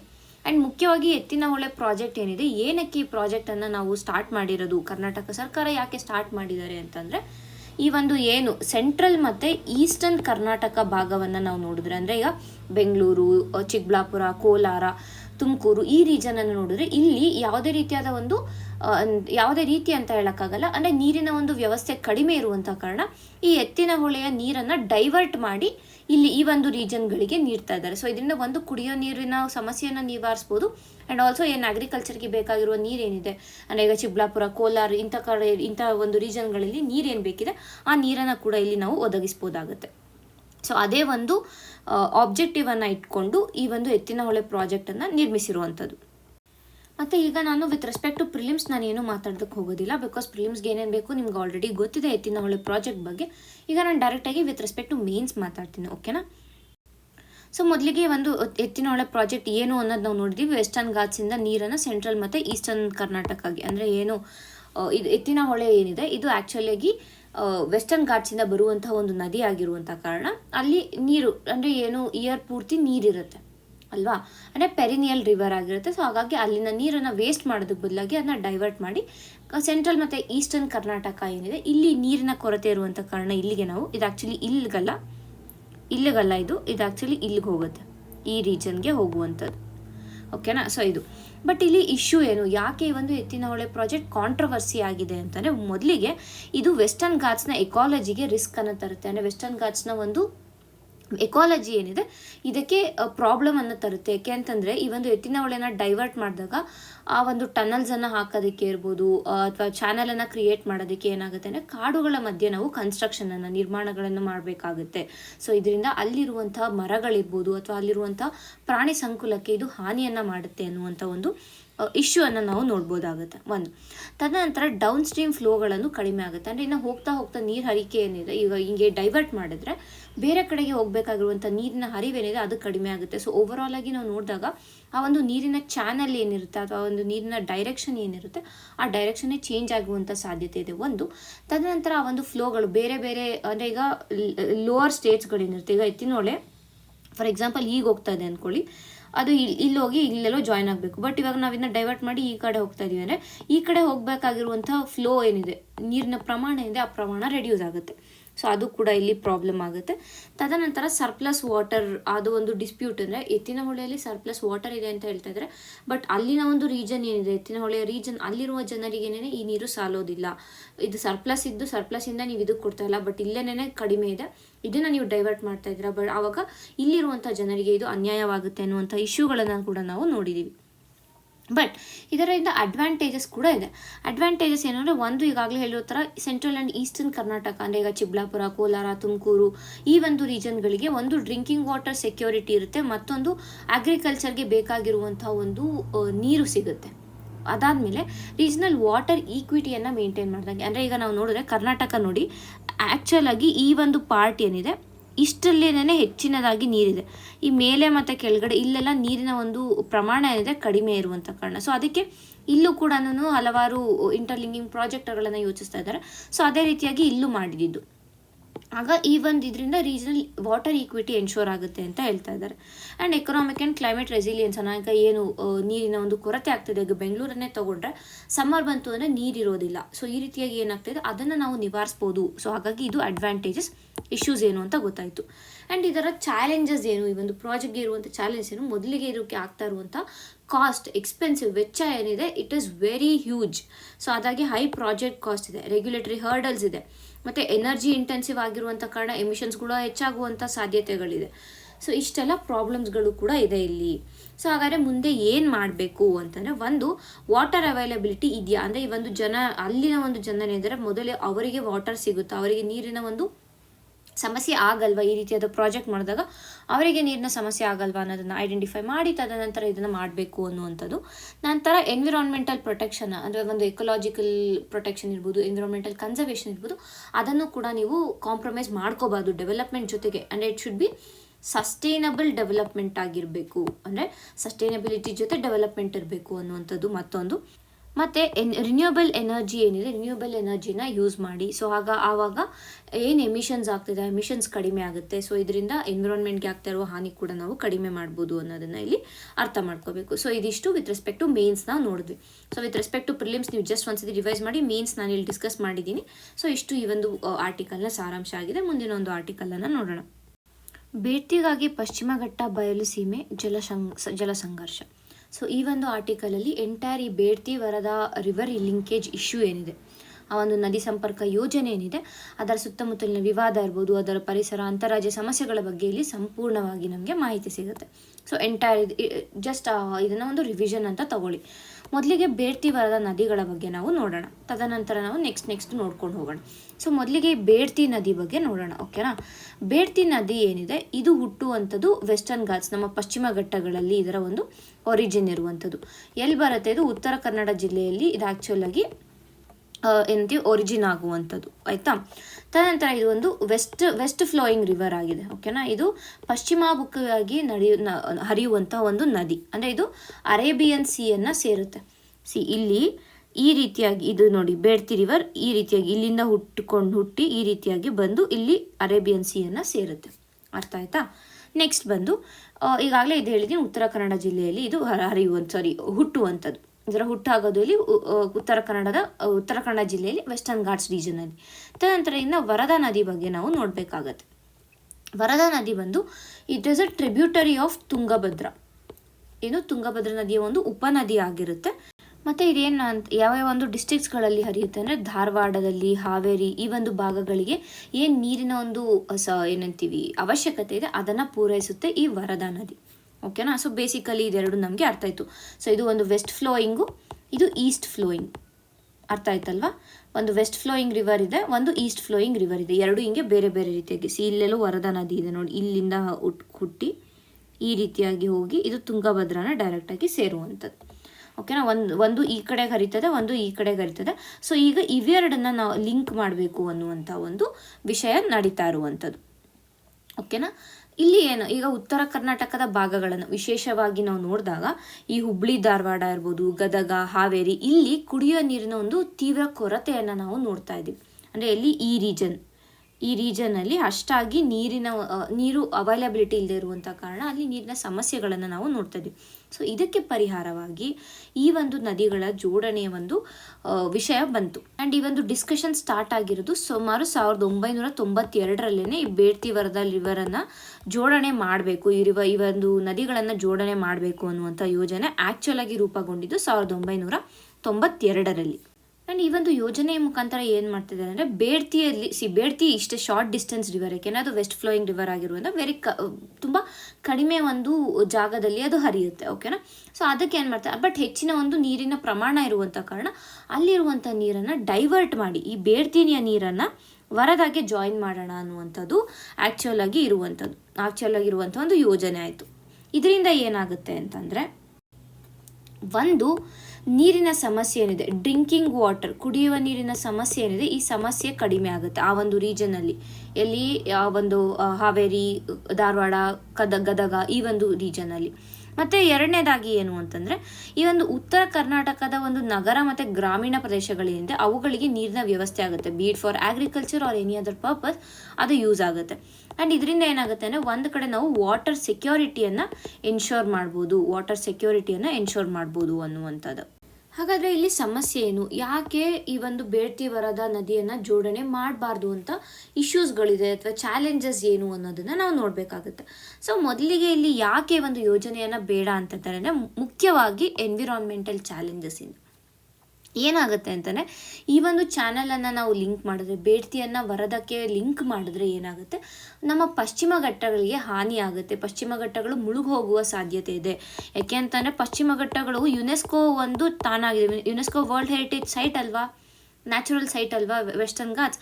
ಸೊ ಹಾಗಾಗಿ ಸಬ್ಮರ್ಜೆನ್ಸ್ ಆಗುವಂಥ ಒಂದು ಚಾನ್ಸಸ್ಗಳಿದೆ. ಇವುಗಳು ಮುಳುಗೋದ್ರೆ ಅಲ್ಲಿರುವಂತಹ ಒಂದು ಏನಂತೀವಿ ಪ್ರಾಣಿ ಸಂಕುಲ ಇರ್ಬೋದು, ಸಸ್ಯ ಸಂಕುಲಗಳಿರ್ಬೋದು, ಇವುಗಳಿಗೆ ಹಾನಿಯಾಗುತ್ತೆ. ಓವರಾಲ್ ನಮ್ಮ ಒಂದು ಬಯೋಡೈವರ್ಸಿಟಿ ಎಕೋಸಿಸ್ಟಮ್ಗೆ ಇಲ್ಲಿ ಹಾನಿಯಾಗುತ್ತೆ ಅನ್ನುವಂಥದ್ದು.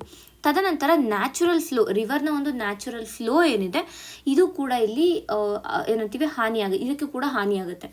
ಈಗ ನಾವು ಹಿಂದೆ ನೋಡಿದ್ವಿ, ಬೇಡ್ತಿ ಹೀಗೆ ಹೋಗುತ್ತೆ, ವರದಾ ಹೀಗೆ ಹೋಗ್ತಾ ಇದೆ. ಸೊ ಈಗ ಬೇಡ್ತಿನ ನಾವು ಡೈವರ್ಟ್ ಮಾಡಿ ಹೀಗೆ ಮಾಡಿದ್ರೆ ಇಲ್ಲಿಯ ಒಂದು ನೀರು ಇರೋದಿಲ್ಲ, ಅಂದರೆ ಈ ಒಂದು ರೀಜನ್ಗೆ ನೀರಿನ ಸಮಸ್ಯೆ ಆಗುತ್ತೆ, ಅಥವಾ ಒಂದು ಫ್ಲೋ ಏನಿರುತ್ತೆ ಆ ಫ್ಲೋ ಕಡಿಮೆ ಆಗಿಬಿಡುತ್ತೆ. ಓಕೆ, ಸೊ ಅದರಿಂದ ಗೋವಾ ಕೂಡ ಅಪೋಸ್ ಮಾಡ್ತಾ ಇದೆ ಇದಕ್ಕೆ. ಅಂದರೆ ಈ ಒಂದು ಬೇಡ್ತಿ ರಿವರ್ ಏನಿದೆ ಇದು ಗೋವಾಲಿ ಸ್ವಲ್ಪ ಹರಿದು ಹೋಗುವಂಥ ಕಾರಣ ಗೋವಾ ಕೂಡ ಅಪೋಸ್ ಮಾಡಿದೆ. ಒಂದು ಕಡೆ ವೆಸ್ಟರ್ನ್ ಘಾಟ್ಸ್ಗೆ ಹಾನಿ ಆಗ್ತಿದೆ, ಮತ್ತು it also affects the overall flow of the river ಅಂತ ಇಲ್ಲಿ ನಾವು ಅರ್ಥ ಮಾಡ್ಕೋಬೇಕು. ತದನಂತರ ಏನು, risk to groundwater recharge. ನಮ್ಮ ಒಂದು ಗ್ರೌಂಡ್ ವಾಟರ್ ರೀಚಾರ್ಜ್ ಏನಿದೆ ಈ ಗ್ರೌಂಡ್ ವಾಟರ್ ರೀಚಾರ್ಜ್ ಕೂಡ ಇಲ್ಲಿ ಕಡಿಮೆ ಆಗುವ ಸಾಧ್ಯತೆಗಳಿದೆ. ಗ್ರೌಂಡ್ ವಾಟರ್ ರೀಚಾರ್ಜ್ ಏನಿದೆ ಇದು ಕಡಿಮೆ ಆಗುತ್ತೆ. ಈ ಒಂದು ರೀಜನ್ನಿಂದ ಈ ಕಡೆ ನೀವು ಡೈವರ್ಟ್ ಮಾಡ್ತೀರಿ, ಎಸ್ ಇಲ್ಲಿರುವಂಥ ಗ್ರೌಂಡ್ ವಾಟರ್ ರೀಚಾರ್ಜ್ ಆಗುತ್ತೆ. ಬಟ್ ಈ ಏರಿಯಾ ಏನು ಮಾಡಬೇಕು ಆಮೇಲೆ, ಇದು issue with respect to environmental ನೋಡಿದಾಗ. ತದನಂತರ ನೆಕ್ಸ್ಟ್ ನಮಗೆ ಬೇಕಾಗೋದು ಸೋಷಿಯಲ್ ಆ್ಯಂಡ್ ಲೈವ್ಲಿಹುಡ್ ಕನ್ಸರ್ನ್ಸ್ ಬರುತ್ತೆ. ಈಗ ವೆಸ್ಟರ್ನ್ ಘಾಟ್ಸ್ ಅಥವಾ ಈ ಒಂದು ಏರಿಯಾನ ನಾವು ಇದು ಮಾಡ್ತಾ ಇದ್ದೀವಿ ಅಂತಂದರೆ, ಈಗ ಇದು ಹೇಳಿದೆ ನಾನು, ಸೊ ಈ ಏರಿಯಾದಲ್ಲಿ ನಾವು ಡೈವರ್ಟ್ ಮಾಡ್ತಾ ಇದ್ದೀವಿ ಅಂತ ಹೇಳಿದೆ. ಸೊ ಈ ಏರಿಯಾದಲ್ಲಿ ಇರುವಂಥ ಜನರನ್ನು ಯಾವ ರೀತಿಯಾಗಿ ಡಿಸ್ಪ್ಲೇಸ್ ಮಾಡ್ತೀರಾ, ಅವರನ್ನು ಬೇರೆಗೆ ಎಲ್ಲಿಗೆ ಕಳಿಸ್ತೀರಾ, ಅವರ ಒಂದು ರಿಹ್ಯಾಬಿಲಿಟೇಷನ್ ಯಾರು ಮಾಡ್ತಾರೆ. ಸೊ ಈ ಎಲ್ಲ ಒಂದು ಇಶ್ಯೂಗಳಾಗುತ್ತೆ ಒಂದು. ತದನಂತರ ಅಲ್ಲಿರುವಂಥ ಜನರ ಒಂದು ಲೈವ್ಲಿಹುಡ್ಗಳು ಏನಿರುತ್ತೆ, ಅಂದರೆ ಅವರ ಒಂದು ಆದಾಯ ಇರ್ಬೋದು, ಅಥವಾ ಅವರು ಮಾಡ್ಕೊಂಡು ಬಂದಿರುವಂಥ ಪರಂಪರಾಗತವಾಗಿ ಬಂದಿರುವಂಥ ಅವರ ಕೆಲಸಗಳೇನಿದೆ ಇವುಗಳಿಗೆ ಎಲ್ಲ ಇಲ್ಲಿ ಹಾನಿಯಾಗುತ್ತೆ. ಸೊ ಇದರಿಂದ ಅವರ ಓವರ್ ಆಲ್ ಲೈವ್ಲಿಹುಡ್ಡು ಇಲ್ಲಿ ಹಾನಿಯಾಗುತ್ತೆ, ಅವರ ಲೈವ್ಲಿಹುಡ್ಡನ್ನು ಅವರು ಇಲ್ಲಿ ಕಳ್ತ್ಕೋಬೇಕಾಗುತ್ತೆ ಅನ್ನುವಂಥದ್ದು. ಮತ್ತು ಕಾಂಪೆನ್ಸೇಷನ್ ಕೊಡ್ತೀವಿ ಅಂತ ಹೇಳ್ತಾರೆ, ಬಟ್ ಆ ಕಾಂಪೆನ್ಸೇಷನ್ನ ಸರಿಯಾದ ಸಮಯಕ್ಕೆ ಕೊಡದೇ ಇರೋದಿರ್ಬೋದು, ಅಥವಾ ಸರಿಯಾದ ಅಮೌಂಟ್ ಕೊಡದೇ ಇರೋದಿರ್ಬೋದು. ಈ ರೀತಿಯಾದ ಒಂದು ಚಾಲೆಂಜಸ್ಗಳನ್ನು ಕೂಡ ನಾವು ನೋಡಬೇಕಾಗುತ್ತೆ. And with respect to economic ಮತ್ತು ಗವರ್ನೆನ್ಸ್ ರೆಸ್ಪೆಕ್ಟಿವಲ್ಲಿ ನಾವು ನೋಡೋಕ್ಕೆ ಹೋದಾಗ, ಒಂದು ಕಡೆ ಯಾವುದೇ ಒಂದು ನದಿ ಜೋಡಣೆಯ ಒಂದು ಯೋಜನೆ ಇರ್ಬೋದು, it is very cost, very expensive. ಅದಕ್ಕಾಗುವಂತಹ ವೆಚ್ಚಗಳಿದೆ, it is huge. For example ನಾವು ನೋಡಿದ್ರೆ 2021 ಬಜೆಟಲ್ಲಿ ಸುಮಾರು 9,000 ಕೋಟಿ, 9,600 ಚಿಲ್ಲರೆ ಕೋಟಿಯಷ್ಟು ಹಣವನ್ನು ಈ ಒಂದು ಬೇಡ್ತಿಯ ಒಂದು ಇದಕ್ಕೆ ಇಟ್ಟಿದ್ದಾರೆ, ಅಂದರೆ ಓವರ್ ಆಲ್ ಬಜೆಟಲ್ಲಿ. ಇದರಲ್ಲಿ ಸೆಂಟ್ರಲ್ ಗೌರ್ಮೆಂಟ್ ಬಂದು ಸುಮಾರು 8,500 ಆ್ಯಂಡ್ ಸ್ಟೇಟ್ ಗೌರ್ಮೆಂಟ್ ಬಂದು 1,000 ಕೋಟಿ ಅಂತಂದ್ರೂ it is a huge amount. ಆ ಒಂದು 1,000 ಕೋಟಿನ ನಾವು ಬೇರೆ ರೀತಿಯಾಗಿ ಯೂಸ್ ಮಾಡ್ಕೋಬೋದು ಇನ್ಸ್ಟೆಡ್ ಆಫ್ ದಿಸ್ ಅಂತ ಇಲ್ಲಿ ಹಲವಾರು ಜನ ಹೇಳಿರುವಂಥದ್ದು. ನಂತರ ಏನು ಅಂತಂದರೆ, ಒಂದು ಕಡೆ ಕ್ಲಿಯರೆನ್ಸ್ ಮತ್ತು ಅಪ್ರೂವಲ್ ಸಿಗದೆ ಇರೋದಿರ್ಬೋದು, ಅಂದರೆ ಈಗ ಎನ್ವಿರಾನ್ಮೆಂಟಲ್ ಆ್ಯಕ್ಟಿವಿಸ್ಟ್ಗಳು ಇದಕ್ಕೆ ಅಪೋಸ್ ಮಾಡೋದಿರ್ಬೋದು. ಈ ರೀತಿಯಾಗಿ ಇಶ್ಯೂಗಳನ್ನು ನಾವು ನೋಡ್ತಾ ಇದ್ದೀವಿ. ಸೊ ಇದಿಷ್ಟು ಇದರ ಒಂದು ಚಾಲೆಂಜಸ್ಗಳಾಯಿತು. ಯಾಕೆ ಈ ಒಂದು ಬೇಡ್ತಿ ವರದವನ್ನು ಜಾಯಿನ್ ಮಾಡಬಾರ್ದು ಅಥವಾ ಒಂದು ಜೋಡಣೆಯನ್ನು ಮಾಡಬಾರ್ದು ಅನ್ನೋವಂಥ ಒಂದು ಇಶ್ಯೂ ಇದೆ ಅನ್ನೋಂಥದ್ದು. ನಂತರ ಈಗ ವೇ ಫಾರ್ವರ್ಡನ್ನು ನೋಡಬೇಕಾಗುತ್ತೆ, ಅಂದರೆ ಹೇಗೆ ಇದನ್ನ ಮುಂದೆ ತೊಗೊಂಡು ಹೋಗಬೇಕು ಅಂತ. ಒಂದು ಎಕಲಾಜಿಕಲಿ ಸೆನ್ಸಿಟಿವ್ ಪ್ಲ್ಯಾನಿಂಗನ್ನು ಮಾಡಬೇಕು ಅಂತ, ಅಂದರೆ ಲೋಕಲೈಸ್ ಸೊಲ್ಯೂಷನ್ಸನ್ನು ಹುಡುಕಬೇಕು. ಬೇರೆ ಕಡೆ ಮಾಡಿರುವ ಸೊಲ್ಯೂಷನ್ಸನ್ನು ಇಲ್ಲಿ ನೀವು ಅಪ್ಲೈ ಮಾಡೋಕ್ಕಾಗಲ್ಲ. ಒನ್ ಸೈಜ್ ಫಿಟ್ಸ್ ಆಲ್ ಅಪ್ರೋಚನ್ನು ನೀವು ಇಲ್ಲಿ ಫಾಲೋ ಮಾಡೋದಕ್ಕಾಗೋದಿಲ್ಲ. ಬದಲಿಗೆ ಆ ಒಂದು ರೀಜನ್ಗೆ ಸ್ಪೆಸಿಫೈಕ್ ಆಗಿರುವಂಥ ಒಂದು ಸೊಲ್ಯೂಷನನ್ನು ಡಿಸೈನ್ ಮಾಡಿ ಅನ್ನುವಂಥದ್ದು. ತದನಂತರ ಆಲ್ಟರ್ನೇಟಿವ್ ವಾಟರ್ ಮ್ಯಾನೇಜ್ಮೆಂಟ್, ಅಂದರೆ ವಾಟರ್ ಶೆಡ್ ಮತ್ತು ರೈನ್ ವಾಟರ್ ಹಾರ್ವೆಸ್ಟಿಂಗ್, ಅಂದರೆ ಈ ಒಂದು ಗ್ರೌಂಡ್ ವಾಟರನ್ನು ರೀಚಾರ್ಜ್ ಪ್ರಾಬ್ಲಮ್ ಆಗುತ್ತೆ ಅಂತ ನಾವು ಮಾತಾಡಿದ್ವಿ. ಸೊ ಹಾಗಾಗಿ ವಾಟರ್ ಶೆಡ್ ಮತ್ತು ರೈನ್ ಹಾರ್ವೆಸ್ಟಿಂಗನ್ನು ನೀವು ತರೋದಿರ್ಬೋದು, ಈ ರೀತಿಯಾಗಿ ಮಾಡಿ ಅನ್ನುವಂಥದ್ದು. ತದನಂತರ ಇರಿಗೇಷನ್ ಮೆಥಡ್ಸ್ಗಳನ್ನು ಕೂಡ ಇಲ್ಲಿ ಚೇಂಜ್ ಮಾಡೋದು, ಅಂದರೆ ಒಂದು ಏನು ಇರಿಗೇಷನ್ ಇದೆ ಅದಕ್ಕೆ ವಾಟರ್ ಎಫಿಷಿಯೆಂಟ್ ಇರಿಗೇಷನನ್ನು ನಾವು ತರಬೇಕು ಅನ್ನುವಂಥದ್ದು. ತದನಂತರ ಎನ್ವಿರಾನ್ಮೆಂಟಲ್ ಇಂಪ್ಯಾಕ್ಟ್ ಅಸೆಸ್ಮೆಂಟ್ಸ್ಗಳನ್ನು ಸ್ಟ್ರೆಂಥನ್ ಮಾಡೋದಿರ್ಬೋದು, ಅಲ್ಲಿನ ಒಂದು ಲೋಕಲ್ ಕಮ್ಯುನಿಟಿಯ ಕನ್ಸೆಂಟನ್ನು ತೊಗೊಳ್ಳೋದಿರ್ಬೋದು. ಈ ರೀತಿಯಾಗಿ ನಾವು ಮಾಡಿದಾಗ ಈ ಇಶ್ಯೂಸ್ಗಳನ್ನು ರೆಡ್ಯೂಸ್ ಮಾಡ್ಬೋದು ಅಂತ ನಾವು ಅರ್ಥ ಮಾಡ್ಕೋತೀವಿ. ಸೊ ಇಷ್ಟು with respect to this article ಆಯಿತು. ಈಗ ಮುಂದಿನ ಒಂದು ಆರ್ಟಿಕಲನ್ನು ನೋಡೋಣ. ಕ್ರಾಂತಿವೀರ ಸಂಗೊಳ್ಳಿ ರಾಯಣ್ಣ ಕ್ಷೇತ್ರಾಭಿವೃದ್ಧಿ ಪ್ರಾಧಿಕಾರ. ಸಂಗೊಳ್ಳಿ ರಾಯಣ್ಣನ ಬಗ್ಗೆ ಈ ಯುವ ಜನತೆಗೆ ಇರ್ಬೋದು, ಇಲ್ಲ ನಾಡಿನ ಜನತೆಗೆ ಇರ್ಬೋದು, ಮತ್ತಷ್ಟು ಹೆಚ್ಚಿನದಾಗಿ ತಿಳಿಸೋದಕ್ಕೋಸ್ಕರ ಸಂಗೊಳ್ಳಿ ರಾಯಣ್ಣ ಕ್ಷೇತ್ರಾಭಿವೃದ್ಧಿ ಪ್ರಾಧಿಕಾರ ಏನು ಮಾಡಿದೆ ಅಂತಂದರೆ, ಸಂಗೊಳ್ಳಿ ರಾಯಣ್ಣನ ಹುಟ್ಟೂರಾಗಿರುವಂಥ ಸಂಗೊಳ್ಳಿ ಇರ್ಬೋದು, ಅಥವಾ ಅವನ ಒಂದು ಹುತಾತ್ಮ ಸ್ಥಳವಾದ ನಂದಗಡದಲ್ಲಿ ಕೆಲವಷ್ಟು ಇತಿಹಾಸವನ್ನು ಸ್ಮರಿಸುವಂತಹ ಕಾರ್ಯಕ್ರಮಗಳನ್ನು ಆಯೋಜಿಸಿದೆ. ಓಕೆನಾ. ಸೊ ಅದನ್ನು ಇವತ್ತು CM ಅವರು ಇನಾಗ್ರೇಟ್ ಕೂಡ ಮಾಡ್ತಾ ಇದ್ದಾರೆ. ಸೊ ಅದೇ ಒಂದು ದೃಷ್ಟಿಯಲ್ಲಿ ನಾವು ಈ ಒಂದು ಆರ್ಟಿಕಲ್ನ ನೋಡ್ತೀವಿ. ಸೊ ಇಂದು ಹಲವು ಕಾರ್ಯಕ್ರಮಗಳನ್ನು ಉದ್ಘಾಟನೆ ಆಗ್ತಾ ಇರುವಂಥ ಕಾರಣ ಈ ಒಂದು ಆರ್ಟಿಕಲನ್ನು ನೋಡ್ತೀವಿ. ಮೊದಲಿಗೆ ಏನು ನೋಡ್ತೀವಿ ಅಂದರೆ ಯಾವ ಕಾರ್ಯಕ್ರಮಗಳನ್ನು ಮಾಡ್ತಾ ಇದ್ದಾರೆ ಅಂತ ನೋಡ್ತೀವಿ. ತದನಂತರ ಸಂಗೊಳ್ಳಿ ರಾಯಣ್ಣನ ಬಗ್ಗೆ ಸ್ವಲ್ಪ ನಾವು ಇನ್ಫಾರ್ಮೇಷನನ್ನು ತಿಳ್ಕೊಳ್ಳೋಣ. ಓಕೆನಾ. ಮೊದಲಿಗೆ ಈ ಸಂಗೊಳ್ಳಿ ರಾಯಣ್ಣ ಕ್ಷೇತ್ರಾಭಿವೃದ್ಧಿ ಪ್ರಾಧಿಕಾರದ ಬಗ್ಗೆ ನೋಡೋಣ. ಇದನ್ನು ಸ್ಥಾಪಿಸಿರುವಂಥದ್ದು ಕರ್ನಾಟಕ ಸರ್ಕಾರ, ಕರ್ನಾಟಕ ಗವರ್ನಮೆಂಟ್ ಇದನ್ನು ಎಸ್ಟಾಬ್ಲಿಷ್ ಮಾಡಿದೆ. ಏನಕ್ಕೆ ಅಂತಂದರೆ ಸಂಗೊಳ್ಳಿ ರಾಯಣ್ಣನಿಗೆ ಸಂಬಂಧಿಸಿರುವಂತಹ ಪ್ರದೇಶ ಏನಿದೆ ಅಂದರೆ ಅವನ ಹುಟ್ಟೂರಾಗಿರ್ಬೋದು ಅಥವಾ ಅವನು ಹುತಾತ್ಮನಾದ ಒಂದು ಸ್ಥಳ ಇರ್ಬೋದು ಅಥವಾ ಏನೇ ಒಂದು ಅವನ ಒಂದು ಜೀವನಕ್ಕೆ ರಿಲೇಟ್ ಆಗಿರುವಂತಹ ಏನೇ ಇಶ್ಯೂಗಳಿರ್ಬೋದು ಅದನ್ನು ಐತಿಹಾಸಿಕ ಮತ್ತು ಸಾಂಸ್ಕೃತಿಕ ಮತ್ತು ಸಮಗ್ರ ಅಭಿವೃದ್ಧಿಯನ್ನು ಮಾಡೋದಕ್ಕೆ ಈ ಒಂದು ಪ್ರಾಧಿಕಾರವನ್ನು ಸ್ಥಾಪಿಸಿದ್ದಾರೆ. ಓಕೆನಾ. ಇದು ಆ್ಯಕ್ಚುಲ್ ಆಗಿ it is a area developmental authority ಅಷ್ಟೇನೆ. It is an area development authority ಮಾದರಿಯ ಸಂಸ್ಥೆ ಆಗಿರುತ್ತೆ. ಇದಿಷ್ಟು ಏನಾಯಿತು ನಮಗೆ ಇದ್ರ ಬಗ್ಗೆ ಆಯಿತು. ಈಗ ನಾವೇನು ನೋಡ್ತೀವಿ ಅಂತಂದರೆ ಯಾವ ರೀತಿಯಾದ ಒಂದು ಕಾರ್ಯಕ್ರಮಗಳನ್ನು ಇದು ಸ್ಟಾರ್ಟ್ ಮಾಡಿದೆ ಅನ್ನೋದನ್ನು ನೋಡಬೇಕಾಗತ್ತೆ. ಸೊ ಮೊದಲಿಗೆ ಏನು ಮಾಡಿದೆ ಅಂದರೆ ಸಂಗೊಳ್ಳಿ ರಾಯಣ್ಣ ಸೈನಿಕ ಶಾಲೆ ಅಂತ, ಸಂಗೊಳ್ಳಿ ರಾಯಣ್ಣ ಸೈನಿಕ ಶಾಲೆ ಅನ್ನುವಂಥ ಒಂದು ಶಾಲೆಯನ್ನು ಇಲ್ಲಿ ಸ್ಥಾಪಿಸಿದ್ದಾರೆ. ಎಲ್ಲಿ ಇದನ್ನು ಮಾಡಿರುವಂಥದ್ದು ಅಂತಂದರೆ ಬೈಲಹೊಂಗಲದ ಸಂಗೊಳ್ಳಿಯಲ್ಲಿ, ಅಂದರೆ ಸಂಗೊಳ್ಳಿ ರಾಯಣ್ಣನ ಹುಟ್ಟೂರಿನಲ್ಲಿ ಈ ಒಂದು ಸೈನಿಕ ಶಾಲೆಯನ್ನು ಸ್ಥಾಪಿಸಲಾಗಿದೆ.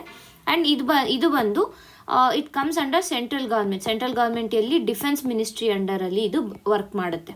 ಯಾವುದು ಈ ಸಂಗೊಳ್ಳಿ ರಾಯಣ್ಣ ಸೈನಿಕ ಶಾಲೆ ವರ್ಕ್ ಮಾಡುವಂಥದ್ದು ಡಿಫೆನ್ಸ್ ಮಿನಿಸ್ಟ್ರಿ ಅಡಿಯಲ್ಲಿ ಇದು ವರ್ಕ್ ಮಾಡುತ್ತೆ. ಓಕೆನಾ.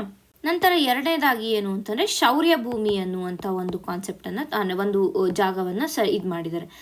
ಶೌರ್ಯ ಭೂಮಿ ಏನಿದೆ ಅಂತಂದರೆ ಇದು ಕೂಡ ಸಂಗೊಳ್ಳಿಯಲ್ಲೇ ಇರುವಂಥದ್ದು, ಸಂಗೊಳ್ಳಿಯಲ್ಲೇ ಇದನ್ನು ಕೂಡ ಎಸ್ಟಾಬ್ಲಿಷ್ ಮಾಡಿರೋದು ಅಥವಾ ಸ್ಥಾಪಿಸಿರುವಂಥದ್ದು.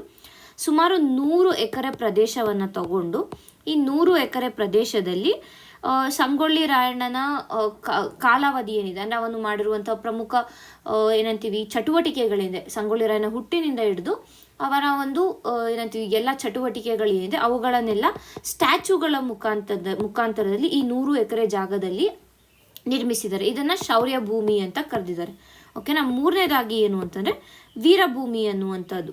ಈ ವೀರಭೂಮಿ ಏನಿದೆ ಅಂತಂದರೆ ಇದು ನಂದಗಡದಲ್ಲಿ ಇರುವಂಥದ್ದು, ನಂದಗಡದಲ್ಲಿ ಇದನ್ನು ಸ್ಥಾಪಿಸಿರುವಂಥದ್ದು. ಇದು ಎಲ್ಲಿ ರಾಯಣ್ಣ ಮತ್ತು ಅವನ ಸಂಗಡಿಗಳನ್ನು ಎಲ್ಲಿ ನೇಣು ಹಾಕಿದ್ರು ಸೊ ಇಲ್ಲಿ ಒಂದು ಸಂಗ್ರಹಾಲಯವನ್ನು ಸಜ್ಜುಗೊಳಿಸಿದ್ದಾರೆ. So that is called as Veerabhoomi. Veerabhoomi is a museum, basically it is a museum ಅಂತ ಹೇಳ್ಬೋದು, ಸಂಗ್ರಹಾಲಯ ಅಂತ ಹೇಳ್ಬೋದಾಗುತ್ತೆ. ಸೊ ಈ 3 ಇನಿಷಿಯೇಟಿವ್ಸನ್ನು ಇವತ್ತು ಅಂದರೆ ಜನವರಿ 19ನೇ ತಾರೀಕು ಕರ್ನಾಟಕದ CM ಆಗಿರುವ ಸಿದ್ದರಾಮಯ್ಯ ಅವರು ಇದನ್ನು ಇನಾಗ್ರೇಟ್ ಮಾಡ್ತಾ ಇದ್ದಾರೆ. ಸೊ ಇದು ನಮಗೆ ಗೊತ್ತಾಯಿತು ಅಂದರೆ ಸೈನಿಕ ಶಾಲೆ ಏನು, ಯಾರ ಅಡಿಯಲ್ಲಿ ವರ್ಕ್ ಮಾಡುತ್ತೆ, ಎಲ್ಲಿದೆ, ಶೌರ್ಯ ಭೂಮಿ ಏನು, ಎಲ್ಲಿದೆ ಅನ್ನೋದು ಬೇಕು, ನಂತರ ವೀರಭೂಮಿ ಏನು, ಎಲ್ಲಿದೆ ಅನ್ನೋದು. ಇದಿಷ್ಟು ಕರೆಂಟ್ ಅಫೇರ್ಸ್ ಆಯಿತು. ಈಗ ನಮಗೆ ನೆಕ್ಸ್ಟ್ ಏನು ಬೇಕು ಅಂತಂದರೆ ವಿತ್ ರೆಸ್ಪೆಕ್ಟ್ ಟು ಪ್ರಿಲಿಮ್ಸ್ ನೋಡಿದಾಗ ಸಂಗೊಳ್ಳಿ ರಾಯಣ್ಣನ ಬಗ್ಗೆ ನಮಗೆ ಇನ್ಫಾರ್ಮೇಷನ್ ಬೇಕು. ಬೇಸಿಕ್ ಈಗಾಗಲೇ ನಮ್ಮ ಸಂಗೊಳ್ಳಿ ರಾಯಣ್ಣನ ಬಗ್ಗೆ ಗೊತ್ತಿದೆ, ಬಟ್ ಜಸ್ಟ್ ಒಂದ್ಸತಿ ಬ್ರಷ್ ಅಪ್ ಮಾಡ್ಕೊಳ್ಳೋಣ. ಮೊದಲಿಗೆ ಸಂಗೊಳ್ಳಿ ರಾಯಣ್ಣ ಯಾವಾಗ ಹುಟ್ಟಿರೋದು ಅಂತಂದರೆ 15 ಆಗಸ್ಟ್ 1796, 1796ರಲ್ಲಿ ಹುಟ್ಟಿರೋದು. ತದನಂತರ 26 ಜನವರಿ 1831ರಂದು ಅವನು ಹುತಾತ್ಮನಾದಂಥ ದಿನ ಅದು. ಇದು ನಂದಗಡದಲ್ಲಿ, ಇದು ಬಂದು ಸಂಗೊಳ್ಳಿಯಲ್ಲಿ. ಓಕೆನಾ. ಇದಿಷ್ಟು ಬೇಸಿಕ್ ಆಯಿತು. ಆ್ಯಂಡ್ ಇವರು ಯಾರು ರಾಣಿ ಚೆನ್ನಮ್ಮನ ಸೇನಾಧಿಪತಿಯಾಗಿ ಕೂಡ ಇದ್ದವರಂಥವ್ರು. ರಾಣಿ ಚೆನ್ನಮ್ಮನ ಸೇನಾಧಿಪತಿ ಅಥವಾ ಸೇನಾಪತಿ ಅಂತ ಕರಿಬೋದು. ಓಕೆನಾ. ಮತ್ತು ಇವರ ತಂದೆಯ ಹೆಸರು ಬಂದು ಭರಮಪ್ಪ ರೋಗಣ್ಣವರ್ ಮತ್ತು ತಾಯಿಯ ಹೆಸರು ಬಂದು ಕೆಂಚವ್ವ. ಆ್ಯಂಡ್ ಮುಖ್ಯವಾಗಿ ಇವರು ಹೋರಾಡಿದ್ದು ಬ್ರಿಟಿಷರ ವಿರುದ್ಧವಾಗಿತ್ತು. ಆ್ಯಂಡ್ ಅವರ ಹೋರಾಡಿರುವಂಥ ಮುಖ್ಯವಾದ ಒಂದು ರಿವೋಲ್ಟ್ ಅಂದರೆ ಕಿತ್ತೂರು ರಿವೋಲ್ಟ್ 1824. ಇದರ ಬಗ್ಗೆ ನಾವು FDA ಎಕ್ಸಾಮಲ್ಲಿ ಕಳೆದ ಭಾನುವಾರ ನಡೆದಂಥ FDA ಎಕ್ಸಾಮಲ್ಲಿ ಇದರ ಬಗ್ಗೆ ಒಂದು ಕ್ವೆಶನ್ ಕೂಡ ಬಂದಿತ್ತು. ನಂತರ ಏನು ಗರಿಲ್ಲಾ ವಾರ್ಫೇರ್, ಇವರು ಎಲ್ಲರಲ್ಲಿ ಏನಂತೀವಿ ಟ್ರೈನ್ ಮಾಡಿದ್ದೇನು ಅಂದರೆ ಗರಿಲ್ಲಾ ವಾರ್ಫೇರಲ್ಲಿ ಇವರು ಟ್ರೈನ್ ಆಗಿದ್ದಂಥದ್ದು. ಸೊ ಇಷ್ಟು ನಮಗೆ ಬೇಸಿಕ್ ಇನ್ಫಾರ್ಮೇಷನ್ ನಮಗೆ ಸಂಗೊಳ್ಳಿ ರಾಯಣ್ಣ ಬಗ್ಗೆ ಬೇಕು. ಇನ್ನು ಮಿಕ್ಕಿರೋ ಇನ್ಫಾರ್ಮೇಷನ್ ನಾವು ಹಿಸ್ಟ್ರಿಯಲ್ಲಿ ಈಗಾಗಲೇ ಓದಿರ್ತೀವಿ. ಸೊ ಹಾಗಾಗಿ ನಾನು ಇವಾಗ ಜಸ್ಟ್ ಅದನ್ನ ಬ್ರಷ್ ಅಪ್ ಮಾಡಿದ್ದೀನಿ. ಆ್ಯಂಡ್ ಇನ್ನು ಇನ್ ಡೆಪ್ತಾಗಿ ನೀವು ಅಲ್ಲೇ ಹೋಗಿ ಒಂದ್ಸತಿ ರಿವೈಸ್ ಮಾಡ್ಕೊಳ್ಳಿ. ಈಗ ಮುಂದಿನ ಒಂದು ಆರ್ಟಿಕಲನ್ನು ನೋಡೋಣ. ಇಲ್ಲಿ ನಾವು 2 ಆರ್ಟಿಕಲನ್ನು ನೋಡ್ತಾ ಇದ್ದೀವಿ. ಒಂದು KSRTCಗೆ ದೊರೆತಿರುವಂತಹ ಪ್ರಶಸ್ತಿ. KSRTCಗೆ ಹಲವಾರು ಪ್ರಶಸ್ತಿಗಳು ಈ ಒಂದು ಇಯರಲ್ಲಿ ಬಂದಿದೆ. ಸೊ ದಯವಿಟ್ಟು ಆ ಪ್ರಶಸ್ತಿಗಳನ್ನು ಒಂದು ಲಿಸ್ಟ್ ಥರ ಮಾಡ್ಕೊಳ್ಳಿ. KSRTCಗೆ ಯಾವ ಪ್ರಶಸ್ತಿಗಳು ಬಂದಿದೆ ಅನ್ನೋಂಥದ್ದು. ನಾವೇ ಕಳೆದ ತಿಂಗಳಲ್ಲಿ ಸುಮಾರು 2ರಿಂದ 3 ಪ್ರಶಸ್ತಿಯನ್ನು ಬಂದಿದೆ ಅಂತ ವಿಡಿಯೋಗಳಲ್ಲಿ ನೋಡಿದ್ದೀವಿ. So you can just go and revise it once. ಇವತ್ತು ಬಂದಿರುವಂಥ ಪ್ರಶಸ್ತಿ ಏನು ಅಂತಂದರೆ grow care India environment management ಒಂದು ಪ್ರಶಸ್ತಿಯನ್ನು ನೀಡುತ್ತೆ. ಓಕೆನಾ. ಸೊ ಆ ಒಂದು ಪ್ರಶಸ್ತಿಯಲ್ಲಿ ಗೋಲ್ಡ್ ಕ್ಯಾಟಗರಿಯಲ್ಲಿ KSRTCಗೆ ಒಂದು ಅವಾರ್ಡ್ ಬಂದಿದೆ. ಏನಕ್ಕೆ ಈ ಅವಾರ್ಡ್ ಬಂದಿದೆ ಅಂತಂದರೆ, KSRTC ಪರಿಸರ ಸ್ನೇಹಿ ಉಪಕ್ರಮಗಳನ್ನು ಯಶಸ್ವಿಯಾಗಿ ನಿರ್ವಹಿಸಿದೆ. ತನ್ನ ಒಂದು ಬಸ್ಸಸ್ಗಳಲ್ಲಿ ಇರ್ಬೋದು ಅಥವಾ ತನ್ನ ಒಂದು ಅನುಷ್ಠಾನಗೊಳಿಸಿದೆ. KSRTC ಓವರಾಲ್ ಆಗಿ ಅನುಷ್ಠಾನಗೊಳಿಸಿರುವಂಥ ಪರಿಸರ ಸ್ನೇಹಿ ಉಪಕ್ರಮಗಳಿಗೆ ಈ ಒಂದು ಅವಾರ್ಡನ್ನು ನೀಡಲಾಗಿದೆ. ಸೊ ಮೊದಲಿಗೆ ಈ KSRTCಗೆ ಏನಕ್ಕೆ ಅಂತಂದರೆ, ಎನ್ವಿರಾನ್ಮೆಂಟಲ್ ಫ್ರೆಂಡ್ಲಿ ಏನು ಪ್ರಾಕ್ಟೀಸಸನ್ನು KSRTC ಮಾಡ್ತಾ ಇದೆ, ಸೊ ಅದಕ್ಕೆ ನೀಡಿರುವಂಥದ್ದು. ಯಾರು ನೀಡಿರೋದು ಅಂದರೆ grow care India environment management ಅನ್ನುವಂಥ ಒಂದು ಆರ್ಗನೈಸೇಷನ್ ನೀಡಿರುವಂಥದ್ದು. ಯಾವ ಒಂದು ಕ್ಯಾಟಗರಿ ಅವಾರ್ಡ್ ಬಂದಿದೆ? ಗೋಲ್ಡ್ ಕ್ಯಾಟಗರಿ ಅವಾರ್ಡ್ ಬಂದಿದೆ. ಸೊ ಇದಿಷ್ಟ ನಮಗೆ ಬೇಕಾಗಿರೋದು ವಿತ್ ರೆಸ್ಪೆಕ್ಟ್ ಟು ಪ್ರಿಲಿಮ್ಸ್. ಈಗ ನಾವು ನೆಕ್ಸ್ಟ್ ಒಂದು ನೋಡೋಣ. ಇದೇನು ಈ ಆಫೀಸ್ ಬಳಕೆ ಕಲಬುರಗಿ ಜಿಲ್ಲಾ ಪಂಚಾಯತ್ ರಾಜ್ಯದಲ್ಲೇ ನಂಬರ್ 1 ಅನ್ನುವಂಥದ್ದು. ಸೊ ಇದು ಕೂಡ ಅಷ್ಟೇ ಡೈರೆಕ್ಟಾಗಿ ಒನ್ ವರ್ಡ್ ಕ್ವಶನ್ಸ್ಗಳಲ್ಲಿ ಹಲವಾರು ಬಾರಿ ಕೇಳುವಂಥ ಚಾನ್ಸಸ್ ಇರೋದ್ರಿಂದ ನಾವು ಇದನ್ನ ನೋಡ್ತಾ ಇದ್ದೀವಿ. ಅಂದರೆ ಕರ್ನಾಟಕದಲ್ಲಿ ಯಾವ ರೀತಿಯಾಗಿ ಈ ಗವರ್ನೆನ್ಸ್ನ ಒಂದು ಬಳಕೆ ಹೆಚ್ಚಾಗ್ತಾ ಇದೆ, ಯಾವ ರೀತಿಯಾಗಿ ಅದರ ಇಂಪ್ಲಿಮೆಂಟೇಷನ್ ಎಫೆಕ್ಟಿವ್ ಆಗಿದೆ ಅನ್ನೋದನ್ನು ಅರ್ಥ ಮಾಡ್ಕೋಬೋದು ಇದರಿಂದ. ಸೊ ಕಲಬುರಗಿ ಈ ಆಫೀಸ್ನ ಬಳಕೆಯಲ್ಲಿ ಪ್ರಥಮ ಸ್ಥಾನವನ್ನು ಗಳಿಸಿದೆ. ಆ್ಯಂಡ್ ಓವರಾಲ್ 2025ರಲ್ಲಿ ನೋಡಿದ್ರೆ ಸುಮಾರು 2938 ಈ ಕಡತವನ್ನು ಸೃಷ್ಟಿಸಿದೆ. ಆ್ಯಂಡ್ ಆಲ್ಮೋಸ್ಟ್ 54,000 ಅಷ್ಟು ಕಡತವನ್ನು ವಿಲೇವಾರಿ ಕೂಡ ಮಾಡಲಾಗಿದೆ. ಅಂದರೆ ಜನ ಅಷ್ಟು ಈ ಆಫೀಸನ್ನು ಬಳಸ್ತಾ ಇದ್ದಾರೆ. ಸೊ ಒಂದು ಕಡೆ ಎಫಿಷಿಯೆಂಟ್ ಗವರ್ನೆನ್ಸ್, ಇಫೆಕ್ಟಿವ್ ಗವರ್ನೆನ್ಸ್ ನಾವು ನೋಡ್ತಾ ಇದ್ದೀವಿ. ಆ್ಯಂಡ್ ಆಲ್ಸೋ ಏನಂತೀವಿ, ಸಿಟಿಸನ್ ಫ್ರೆಂಡ್ಲಿ ಗವರ್ನೆನ್ಸ್. ಇದೇನಾಗುತ್ತೆ, ಸಿಟಿಸನ್ ಫ್ರೆಂಡ್ಲಿ ಗವರ್ನೆನ್ಸ್ ಕೂಡ ಹೌದು. ಓವರಾಲ್ ಆಗಿ ಈ ಗವರ್ನೆನ್ಸ್ ಕರ್ನಾಟಕದಲ್ಲಿ ಯಾವ ರೀತಿಯಾಗಿ ತನ್ನ ಒಂದು ಹೆಜ್ಜೆ ಗುರುತನ್ನು ಮೂಡಿಸ್ತಾ ಇದೆ ಅನ್ನೋದ್ರ ಬಗ್ಗೆ ನಾವು ನೋಡ್ಬಂದ್ರೆ, ಕರ್ನಾಟಕ ಸರ್ಕಾರ ಏನಿದೆ, ಏನು ಈ ಗವರ್ನೆನ್ಸನ್ನು ಬಳಕೆ ಏನಿದೆ ಅದನ್ನು ಮತ್ತಷ್ಟು ಬಲಪಡಿಸ್ತಾ ಇದೆ ಅನ್ನೋದನ್ನು ಇಲ್ಲಿ ನಾವು ಅರ್ಥ ಮಾಡ್ಕೋಬೋದಾಗುತ್ತೆ. ಇಷ್ಟು ಈ ದಿನದ ಆರ್ಟಿಕಲ್ಗಳಾಗಿವೆ. ಧನ್ಯವಾದಗಳು.